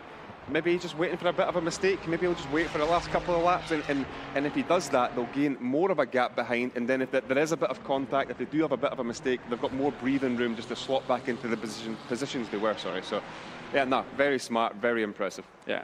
Left the back of Castorino's 296 either. The two of them now starting to duel it out over that top flight spot, and they're still continuing to grow the gap to Seminara. It's now out to 2.9. Seminara under the cosh now. It looks like the P3 might be all he can muster, but by extension as well, Nicolas Alvarado another 2.8 seconds back. So the gap's equal, really, between P3 and P2 to P3 to P4. Not a lot between. Just look at that, 4/10 alone coming through that last sector there, Graham. That is extraordinary pace from our front two. Yeah, like I say, they're kind of in a league of their own here. They really are. That's really showing. I think Sven was up there at the start, a bit of the damage kind of put him off, and a few others had the pace at the start, but yeah, as this race goes on, the front two are the class of the field. So again, I keep saying it, but very impressive. Yeah, brilliant stuff. Garvalero now on the back of Sven Kielhode as well in a battle over 7th place. 3 seconds between Kielhode and Damon Woods. Of course, Woods not able to quite follow through on that incredible victory back at Mugello. Remains down in 6th so far, but plenty of time for things to change, and he's only 4/10 away from Aslan. But we're watching Gael Valero chasing down Kielhode. He's also not far away from Kielhode's car. We'll soon see those two 296s going at it, and one mistake, Norbert Tamash is going to punish it, and as well as Ndika Rama Milano, who's already proven that he can do just that in prior races. But there's our race leader, Castorino, looking to once again feather his own nest with another victory here, and it's looking good right now. He's just grown the gap out to Caracas just a little bit. It's now outwards to 6/10. Castorino might well have been saving those tyres. Exactly right. It's all down to the last 10-5 minutes of the race. But as we're talking there about Damon with his great first race, I had a word with him after about it, and he did say that he's won here. If he can just be mid-pack for the next 2 races, because they're not the strongest sim, and to give him his due, he's done what he said he could do, and he was just hoping for a bit more fireworks from the ACC guys, which unfortunately that's not happened up until this point anyway. So no, shame for Damon in that respect, but still a very strong performance from them on the day from Damon. Yeah, Damon obviously bringing home at least some big points. It may not be the maximum, but it's something anyway to help your cause. I must say, we've been chatting about the progression of the Aussie drivers as they've made their way through the growth there. You were mentioning it yourself, Graham, while we were off air. It's been unfathomable, really. I just can't get away from these Australian sim racers, right? With Mr. Rogers and Warren and stuff, and I've raced these guys for years, and to see this sort of new era coming through and 10,000 iRacing and all this, it's just, how are they so fast down there? And again, impressing on the importance of this series, obviously exposing that APAC region, getting the oceanic drivers into the mix. Of course, along with the rest of the Asian Pacific, it is ever expanding, and it's great to see them tussling it out with the likes of the European competitors, as well as the Americas regions as well. But at the moment, what we're seeing is a European onslaught right now, with Ps 1, 2 and 3 representing those nations. Of course, Alvarado more from the American nations, obviously with Argentina, as they cut through the next left-hander. We've still got plenty of time left for a decided 10 minutes and 42 or so to go. It's Castorino holds the lead for now, still only 4/10. They're inside half a second. 3.9 now though between Seminara. That gap is still continuing to grow. The top two have certainly found themselves very accustomed to this Misano circuit. That sort of red livery kind of, we've got a few other wee bits and bobs, so it actually almost looks like our esports livery for the team. It's just like, it just looks so good in the car. So it's all the colours do. You can't beat Scarlet Red, can you? Oh, it's just insane. So it's very iconic, you know. Yeah, encapsulates the brand of Ferrari as it always does. So we now see a view from our spectators behind the scenes, all watching on. Great to have them all with us as well at the same time. We do appreciate you all coming along and joining us for this fantastic ride around this Misano circuit, and also the likes of Mugello and Monza as well. Could one of these two become champion come the end of play? Of course, it's not all about what happens on track. There are other elements to consider, and our judges are going to be working tremendously hard to decipher which driver deserves the accolade of becoming a Ferrari HP Series champion, and we'll soon find out whether they will have the minerals to make it all the way. But Castorino giving us a show already. Back-to-back wins. Can it happen? Or will Caracas put a spoke in that wheel? I think, like what you were saying earlier, Caracas is just playing this very smart. I think if he wanted to do like a Cody up at the top corner onto the back straight, he could. And he could make the move and try an effort. But does he need to? No. So it's just smart driving again. It's certainly been smart driving. These drivers have put on a clinic up and down the grid. 14 of them qualifying from the regional finals and also the Thrustmaster Community Cup. Of course, Hot Lap Challenge. We witnessed, of course, it was Simone Seminara who currently sits P3 in your timing screen here on ACC. You also sat P3 in our last race on Assetto Corsa at giving us a fabulous display. So even though he was fast over one single lap, he's just as quick in a race setting. And once again, big points going his way should he pass the checkered flag in third fastest as well at the same time. But there you can see Caracas on the bottom right, just so focused and dialed in here. Yeah, laser focused, just calm, cool, collected, knows what he's doing. And yeah, I think he's just in bring it home mode, you know. It's no mistakes, nothing silly. Hopefully there's no games towards the end and he'll be a happy man. All of this gives me vibes that we're going to see a last-minute crescendo here, Graham, because I get the feeling that we're not seeing a full hand from Caracas, we're not seeing a full hand from Castorino. This is the most bizarre game of poker I think we're seeing right now in this race. I agree, but I don't think Caracas needs to start doing any games at the end unless he starts getting backed up, where at the minute it doesn't look like it is. But listen, if that was me in P2, not a chance I'd make a move. There's no way, there's no need to do it. You're going to finish the race and be the happiest guy in the arena. So, but listen, he's not me, right?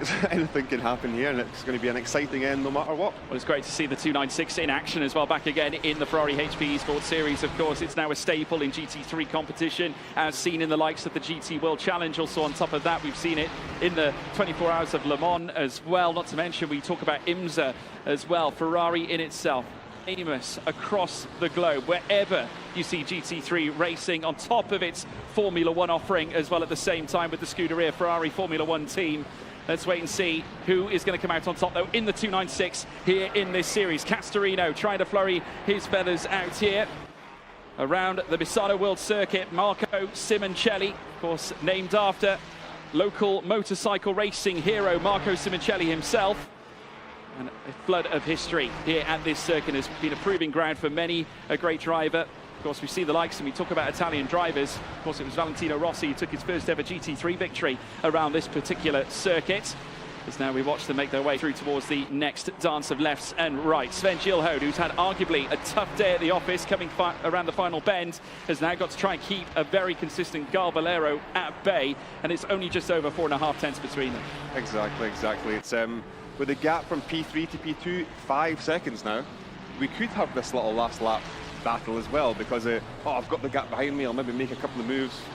It's I'm just guessing what's going to go on here, and it's getting exciting, that's for sure. Yeah, anything can absolutely happen. Coming into the final 6 minutes now. Obviously plenty on offer. Caracas has managed to pull the gap back in as well, and I get the feeling this is him.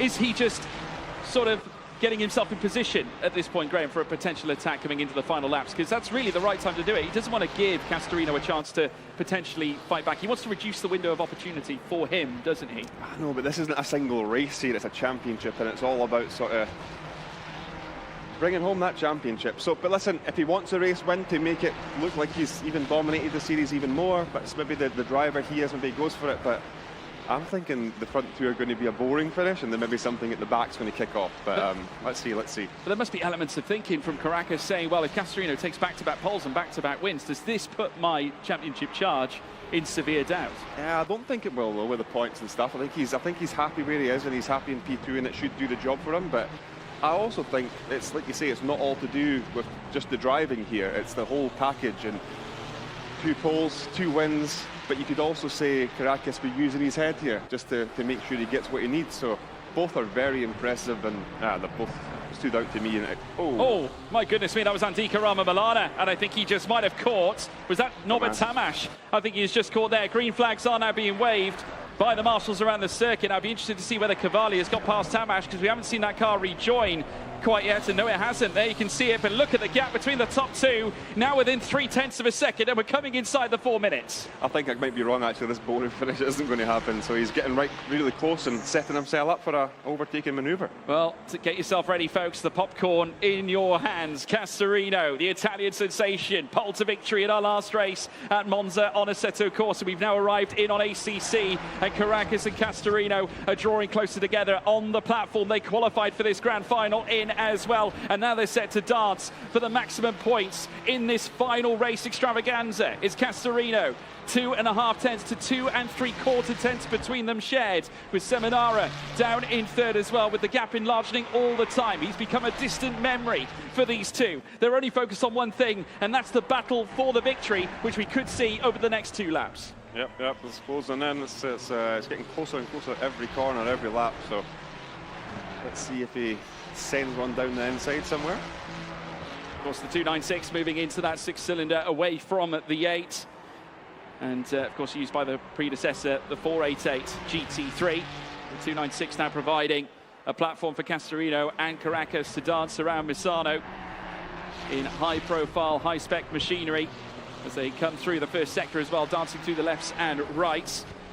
And coming out of the likes of the Variante del Parco down into Rio Corner at turn 4 as well. Turn 5 and 6, and then the first of the long straights aside from the main straight that we see crossing the start-finish line before we then hit Quercia Corner in turn 8.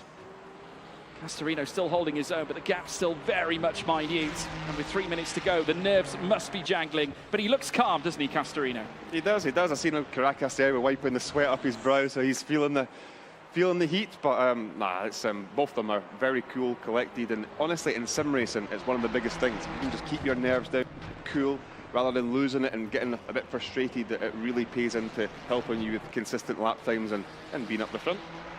Absolutely. Well, momentum very much in the hands of Castorino, not just in this race, but of course as he was the winner at Monza last time out, looking to go back-to-back, following suit from the poles, looking to make it happen in the races as well. Caracas chasing his first win in this grand final.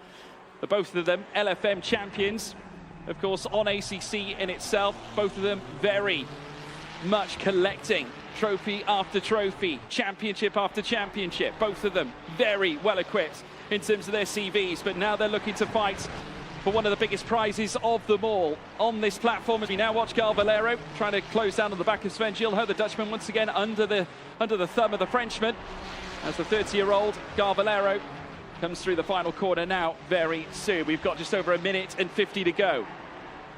Got a lap or so left to decide this final race. Castorino still remains 3/10 ahead of Caracas. Gal Valero trying to chase after P7 as they cut through turn 1. Yellow meets in the white now as they come through the first sector, coming through turns 1, 2 and 3 out of Del Parco, and then down towards Rio at turn 4. And I must say, it is looking close at the front now. Just look at that, within 2.5 tenths here, Graham. Yeah, is that Caracas catching up a bit? Is it the Castorino making any mistakes? Is it a bit of both? Is everyone feeling the pressure? It's a very calculated drive here we're seeing. It's only a few more laps to go, so it's all about to kick off, I think. A major game of chess, folks. It's all going to come on the final lap, and I tell you what, that could be coming very shortly indeed. Of course, across the stripe, we've only got 1 minute left. We will be seeing, I think, the final lap the next time around, so do brace yourself. You can see there the looks on the driver's face is so focused. At the top of the shop, Castorino, Caracas in the bottom right. Fully lasered in to what's happening here in Misano, and the first defensive move here from Castorino, trying to hold back the force of Grandes Caracas, has done well to at least evade the efforts here this time. Final corner now to come before they enter on to the final lap. Now it's going to be a battle. It's going to be a war. Castorino, Grandes Caracas fighting over the big points, and a big sigh from Caracas as he knows what he has to do. It has to be on this final lap. Yep, you can see the determination in both the eyes and the faces here. It's on, and the fireworks are about to kick off, and like you say, the first little defensive move and jink of the armour getting ready here. It's spicy stuff. The Italian up at the front, the Lithuanian just behind him, pushing him along. Both of them sharing LFM championships. They're now sharing a battle over P1 here at Misano. The home, the final soiree here in the Ferrari HP Esports Series, and it's Castorino currently holding on to all the spoils up at the very front. But Caracas looking to dig deep, finding a little more. We still have the run coming out of Tremonto at turn 10 before heading through turn 11 at curve 1 and then in towards 12 and 13 and the heavy braking zone at 14. And I get the feeling if you're going to do it, Graham, it's got to be there. It's got to be there, like last lap as well, right? But both these guys need to finish this race in their position. So that is number one, I think, for both of them. They can't have contact here, so let's see what happens. And of course, Graham Carroll with a level head, as he must have as well, keeping us all in check. But it looks like Castorino has done enough this time. He's managed to prevent a provincial overtake coming into the final. Heavy braking zone corner. Has Castorino done it? I think he might have. He's got a right smile on his face starting to appear. He knows what this could mean as he now stretches through the final sectors this time. Turn 16 to come, but Caracas is pushing hard. He's not going to push far enough, though, because they come through the final bend and out of it. It's victory number 2 for Castorino. Amadeo Castorino, the one and only back-to-back winner in the Ferrari HP Esports Series Grand Final of 2025. Brilliant stuff indeed. Grannis Caracas gave him a firm fight right towards the end. The opportunity just did not quite present itself, but he gave it a good go. Came off the back of a fastest lap as well. It's Seminara home in third, ahead of Nicolas Alvarado, who takes some big points here this time, ahead of Nakib Aslan, Damon Wood, and Sven Hielhode crosses the line in 7th, ahead of Garvalero, Milana, Deeth, Tamash. Then Carlos, who is still running around the track with Cavalli, and Santos, of course, as well. But Castorino, the winner, lights the flag for a second time running. He means serious business, Graham. 2 poles, 2 wins. It's a solid performance, you know. It's the standout, really, performance. I know that championships might be different, but to do that, the level he must be at is very, very high. So congratulations to him. There he is on your screens, folks. The Italian sensation who's arrived into the series, driving an Italian car, 2 victories at 2 Italian tracks. And Grannis Caracas, he, of course, has put in a mighty display. I don't think he can really be too upset about that. I mean, they were both pretty much level pace-wise. They were the class of the field there, right, by far. So it's very impressive, and it'd be good to get a little chat with them after and see how the pressure was in the last few laps, you know. Absolutely. Well, they'll be very shortly moving out of the rigs, and obviously with Nina very shortly. We will be hearing from them hopefully very soon, folks. But the reaction, I mean, it was a standout performance from Castorino. I mean, the top 2 as well. They just carried on, Caracas included. The gap just kept on expanding, didn't it, from Seminara? I think it was, for Caracas, just a smart drive, a very calculated drive. I think if he had to win the race, he could have made a bit more of a send, I think. But calculated, calm, cool, collected, whatever you want to call it, he done what he needed to do, and that's, to me, that's a smart drive there. But for both the top 2, both very smart drivers. Of course, and I think the smart thing about Caracas, I think he did all he could do, because if you think about it, if he did go for the big send early on, that could have left him at risk for Seminara. If you lose all that time, there's no certainties you're going to get P2. And they had to finish in the top 2 with the points and stuff to be there. So again, just smart driving, right? It really is. Yeah, and shows their consistency as well. And I mean, especially if you're Castorino, because obviously coming off the back of Monza and doing so well as he did on a very tricky platform like AC. Okay, I appreciate they raced on ACC, but it's not really comparable between the pair of them, which shows he's versatile at the end of the day. And to be honest, to be that consistent in that sort of high on the pace level on a completely new rig that you probably don't drive, you know, so it is very impressive, and I'm sure there'll be teams try to sign him up, you know? Absolutely. But we also saw some good stuff from Garvalero again as well. He was in the midst of a battle as well. There was plenty going on inside that bottom 10. Is there anyone who you think could have done a little better, Graham? Is there anyone you felt perhaps undersold themselves a little bit? I'm not going to say like certain names, but I feel like maybe on certain drivers' preferred sims, maybe that's where they maybe surprised themselves on the opposite sim they thought they were going to do well on, right? So some iRacers never done great on iRacing, but some AC guys never done great on AC. So it's... I think the top 3 in the championship are really sort of the top 3 drivers for me, I think, over the course of the day anyway. Yeah, and in terms of those 2 drivers at the top of the shop at the close of play, obviously we know that the judges are going to have their say on other matters other than concerning the on-track. Is there certain qualities that you have seen from those top 2 that we have seen so far that also could add to their potential repertoire of becoming that driver that Ferrari are yearning for? I think so. Both very cool and calm, collected, like I was saying. Smart-headed driving, quali pace is there, race pace is there. Let's see if they can just talk as much as me. Well, let's find out if the interview is as strong as the race. We're going to head over to the media pen with Nina J. Paul. Heart in mouth stuff, George, and we have an identical top 3 to the last race.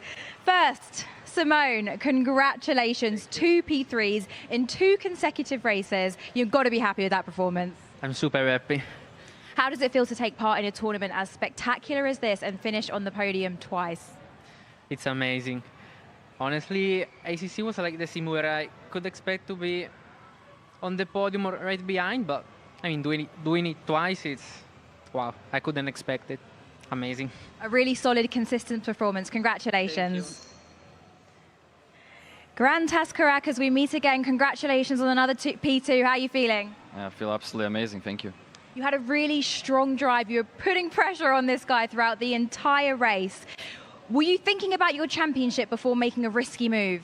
Yeah, of course. I know that I needed a P4 and to finish I have Damon, so that was basically my main task, but also wanted to push for the win because, you know, why not? You wanted to push through in because you're a natural racer. What does this result mean for you, Grantas?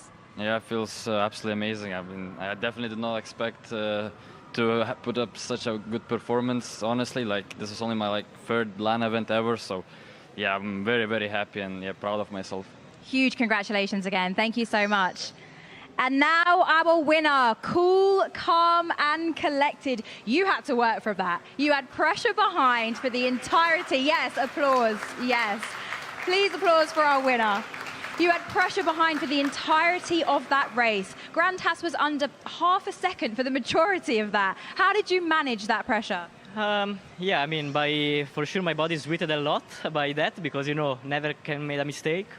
Especially the start wasn't very good. He almost had a move on me, but luckily I defended it. And then after I was focused on don't do any mistake, watching every time the mirror if he was diving in or not. And yeah, luckily I kept it. Yeah, you defended really well on that first lap as well. You've got 2 wins at a Ferrari HB Esports Grand Final. Where do these wins rank in your career? Well, they sound pretty good. So yeah, on the top I will rank. And yeah, quite a bit of shame about race 1, but you know, it's racing, contact happens. But I'm happy because I scored the best result as possible at the end after race 1 after the incident, and race 2 and 3 couldn't get any more. So yeah, I'm happy about myself. Huge congratulations, well done. Thank you, go and find your sim rig. My goodness me, that is 3 races done. Like I said, heart in mouth stuff. I'll throw it back to George and Graham in the commentary box to talk you through. Then I'll be having a chat with a few of our judges.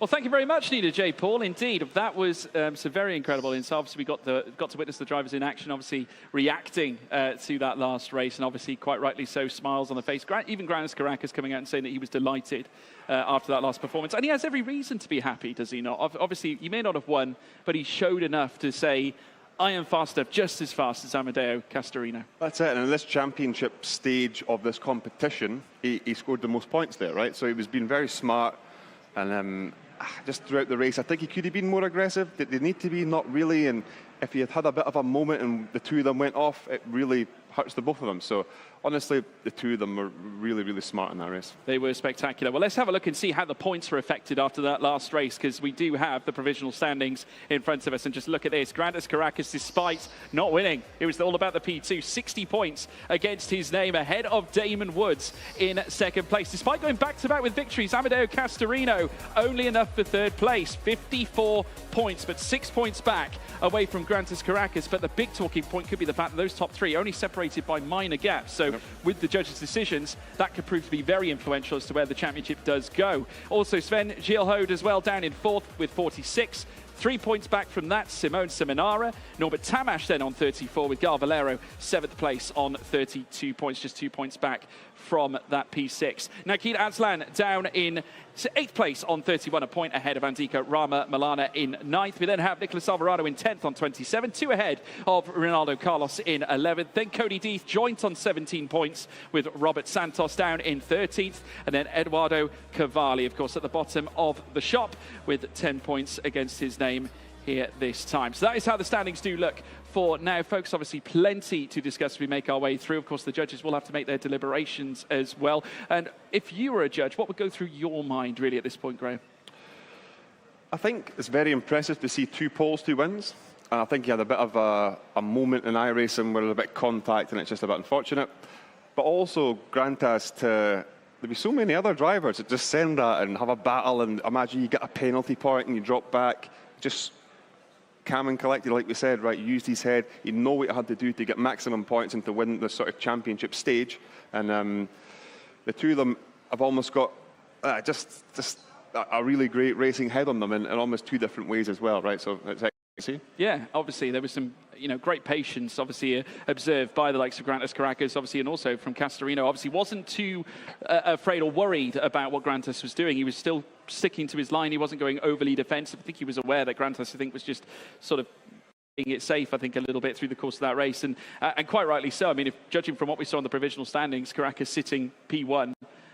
Throws him right in the mixer, doesn't it? I think he obviously knew that Castorino had the problem in race one. So I knew the sort of points where they were, and I knew if you got a smart head on you, you don't go for that move. And I think he did once, but I think it's just maybe there was a few moves getting, the leader was having a few moments, so he just had to give it a wee send. But it's like the lightest send you'll ever do, right? It's like making sure that there's no contact and no problems when you come from it. And yeah, just a smart race for both of them, like I keep saying. Yeah, well, as much as we can dissect how this is going to go, of course, the judges are going to have their say. In the meantime, first, before we get to that, here's some words from Next Level Racing.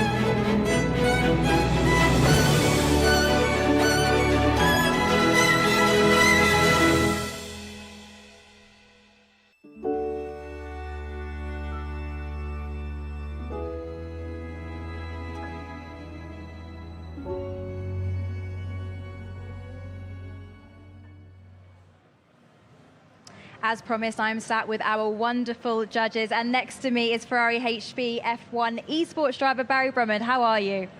I'm doing really well. I hope you're all doing amazing as well. Yeah, it's been a spectacular event. How have you found it? Yeah, I mean, it was just amazing, and I guess super hard for the drivers, especially just jumping from another sim to another sim to another sim. I know how it feels, and it should be quite difficult for sure. What makes sitting on a judging panel for a tournament like this? How are you feeling about it?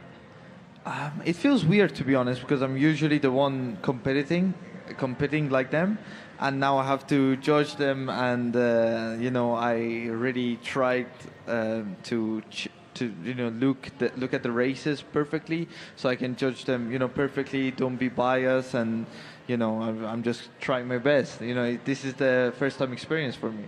It's been a fabulous day. Do you have a favourite moment of the day so far? I cannot say which one is my favorite. I think all the races has their favorite part, but I mean, it's just amazing that how I think our top two championship rivals they going crazy every race after every race. Also I forgot his name. He just won the last two races as well. Just unlucky for him that he made a mistake in the first iRacing race. Otherwise, he would be an amazing shot to win the championship as well. Big shout to him. Yeah, he did amazing. And in terms of the judging itself, the drivers are judged on a number of things, including skill, pace, adaptability, media presence, and Ferrari brand synergy. Why are things like media presence and Ferrari brand synergy important? I guess shouldn't be that hard of a question, because when you're representing a brand like a Ferrari, it's not all about winning. It's more about you're representing a brand like Ferrari, so you have to know how to behave in a different situation. So I think that's why it's I think really important, probably as important as winning races. Absolutely. Well, I won't keep you all. I know you've got some very important decisions to make. Thank you very much to our judges. Thank you. Thank you. And now we have a very special guest, which is accompanying the judging panel today. It is Scuderia Ferrari HP reserve driver, Zhou Guanyu.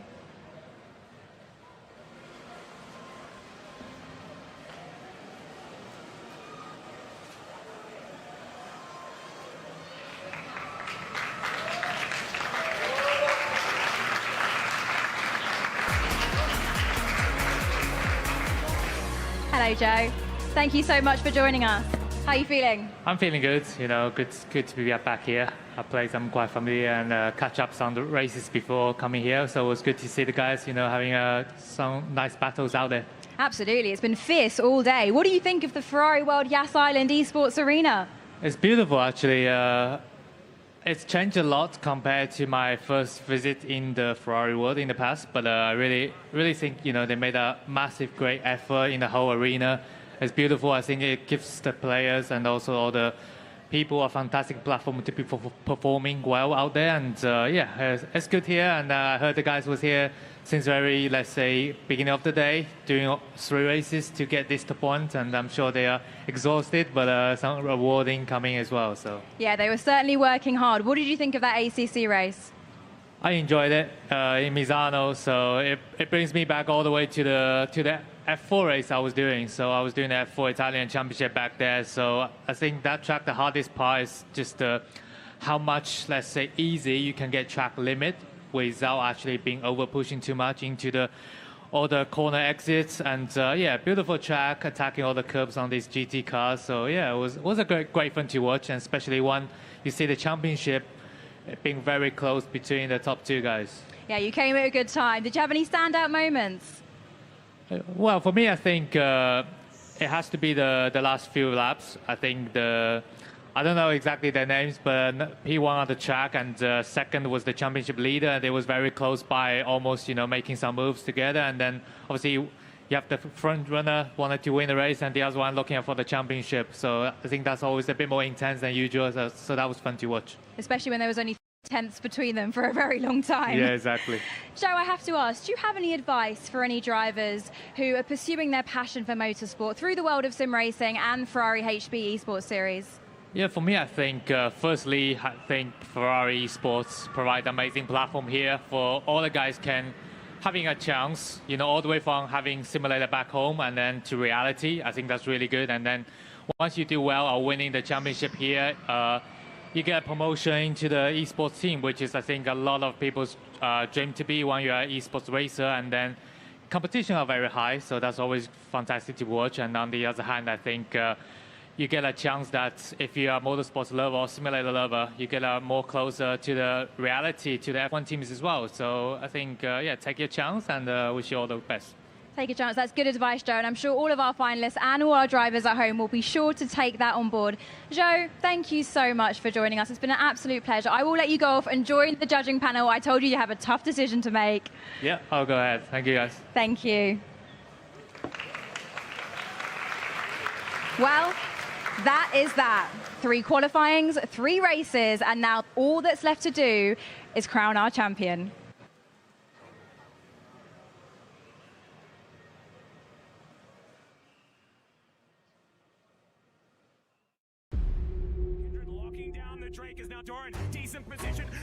Break down my walls, but I won't rise again.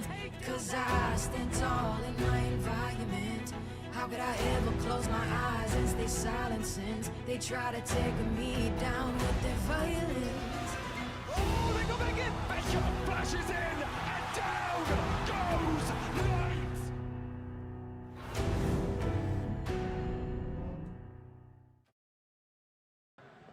Well, folks, what a championship it has been, and we're now drawing it to a close here in the Ferrari HP Esports Series here in Ferrari World Yas Island, Abu Dhabi. Brought to you by our media partners, Abu Dhabi Gaming. We're now going to run through the top 3 in the championship. Starting off with 3rd place, after taking 2 wins back-to-back, it's Amedeo Castorino.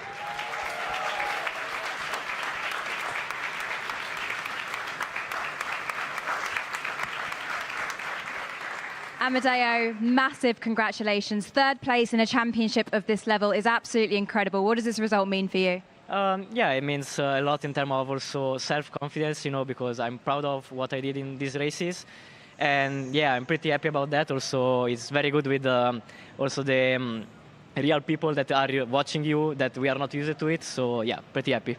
Massive congratulations. Go and join your fellow finalists. Massive congratulations to Amedeo Castorino, 3rd place this season in 2025. We now move forwards to our P2 sitter. It's the Aussie Diamond winner at Mugello. It's Damon Woods.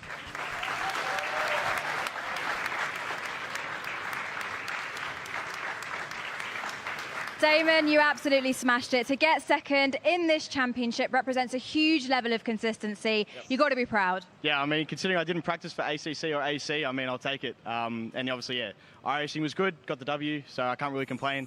But yeah, awesome job to Grantis as well for winning, and also Amadios for taking the W in both AC1 and ACC. So yeah, big props to them, and it's a pleasure being here. Does it give you motivation to come back stronger?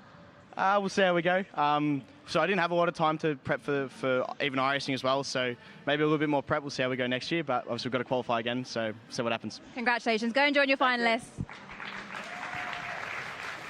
Massive congratulations to Damon Woods on that achievement. Stunning win at Mugello. But now, folks, we move on to our champion, your winner of the Ferrari HP Esports Series 2025. He's been consistent all day long. It's Grantis Caracas.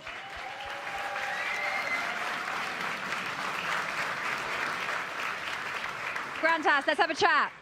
You are the Ferrari HP Esports winner. You beat out hundreds of drivers to take this crown. Talk us through your emotions.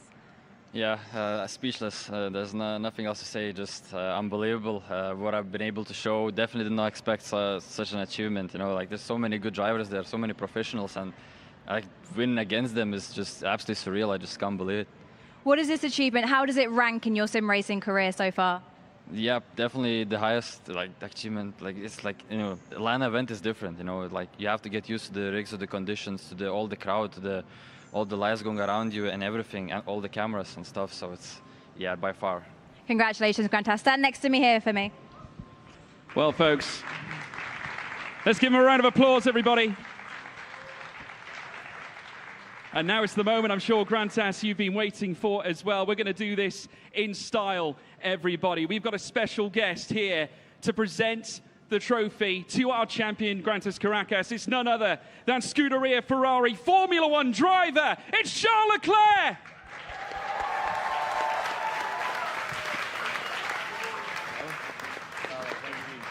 Charles, do you want to give our winner his trophy? Of course, congratulations. Massive congratulations, Grantas. This has truly been such a spectacular event. Charles, grab the mic for me, my friend. How do you feel about the atmosphere in the esports arena here at Ferrari World Yas Island, Abu Dhabi? It's amazing to see so many people, and obviously I've heard the competition was very, very high this year, so it's great to see. And people often draw parallels between sim racing and real world racing. As an F1 driver, what parts of sim racing can help you on the track? Many. Obviously, in Formula One, we have very limited amount of real laps on the track. So most of the laps we can do are virtual ones, and that's why we all train so much on the simulator. So whether it's in Maranello, where we obviously have a very big simulator that I could not fit into my house, then I have a smaller one at home, and I can train in both of those for virtual laps. So whether it's the line, whether it's also setup, there's a lot of setup tests that we are doing on the simulator in Maranello in order to hit the track, be straight away ready in being straight on pace. So simulators are very crucial to being an F1 driver. Of course. Finally, Charles, do you have any advice to the young racers at home who are thinking about entering this tournament next year? Well, just keep following your dream, or never forget that you are very lucky to be doing what you do, and to keep pushing in the same direction. Sometimes it's very easy to discourage yourself whenever you go through tough times, but just keep working. Discipline, I think, is very important to have your way of working, whether it's in the good moments or the bad moments, and to stick to that. And yeah, just follow your passion and keep working hard. Thank you, Charles. It's been an absolute pleasure and an honour to have you here on stage with us today. Thank you very much. Charles, thank you. everybody. Thank you very much. And congratulations to our 2025 Ferrari HP Esports winner, Grantas Caracas. Go on, lift your trophy aloft, Grantas. Stop, go on. Go to the centre.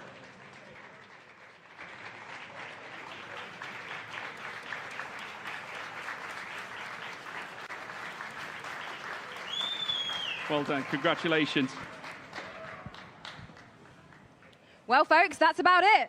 That is about it. I'd like to firstly bring back Graham Carroll to the stage as we now look to add our closing remarks. What a championship it has been, everybody. And of course, we've witnessed so much great racing from the very start. It's been a whole year's journey getting to this point, but we appreciate all your support. Reaction, firstly, Graham Carroll, what are your thoughts? What a way to wrap up there, right? It's, yeah, to have Charles here handing out the trophy, another awesome part of this competition. All 14 drivers, congratulations to being here. There's obviously only going to be one winner, so congrats, Grantas. But yeah, awesome to be here, awesome to witness this, and what a day it's been. It has been a momentous day. Nina, what do you have to say to follow that? It's been extraordinary, hasn't it? It's been truly spectacular. And I really want to give a special shout out to our 14 finalists who put on a fantastic show for us today. It's been a great event. Well, folks, we thank the drivers, everyone involved, the backroom staff, the teams, everyone across the globe, our sponsors as well. This will conclude for this season the Ferrari HP Esports Series here at Yas Island, in Yas Marina, here at Ferrari World. We want to say a big thank you to you as well for tuning in as well, and we'll see you next year. Good night!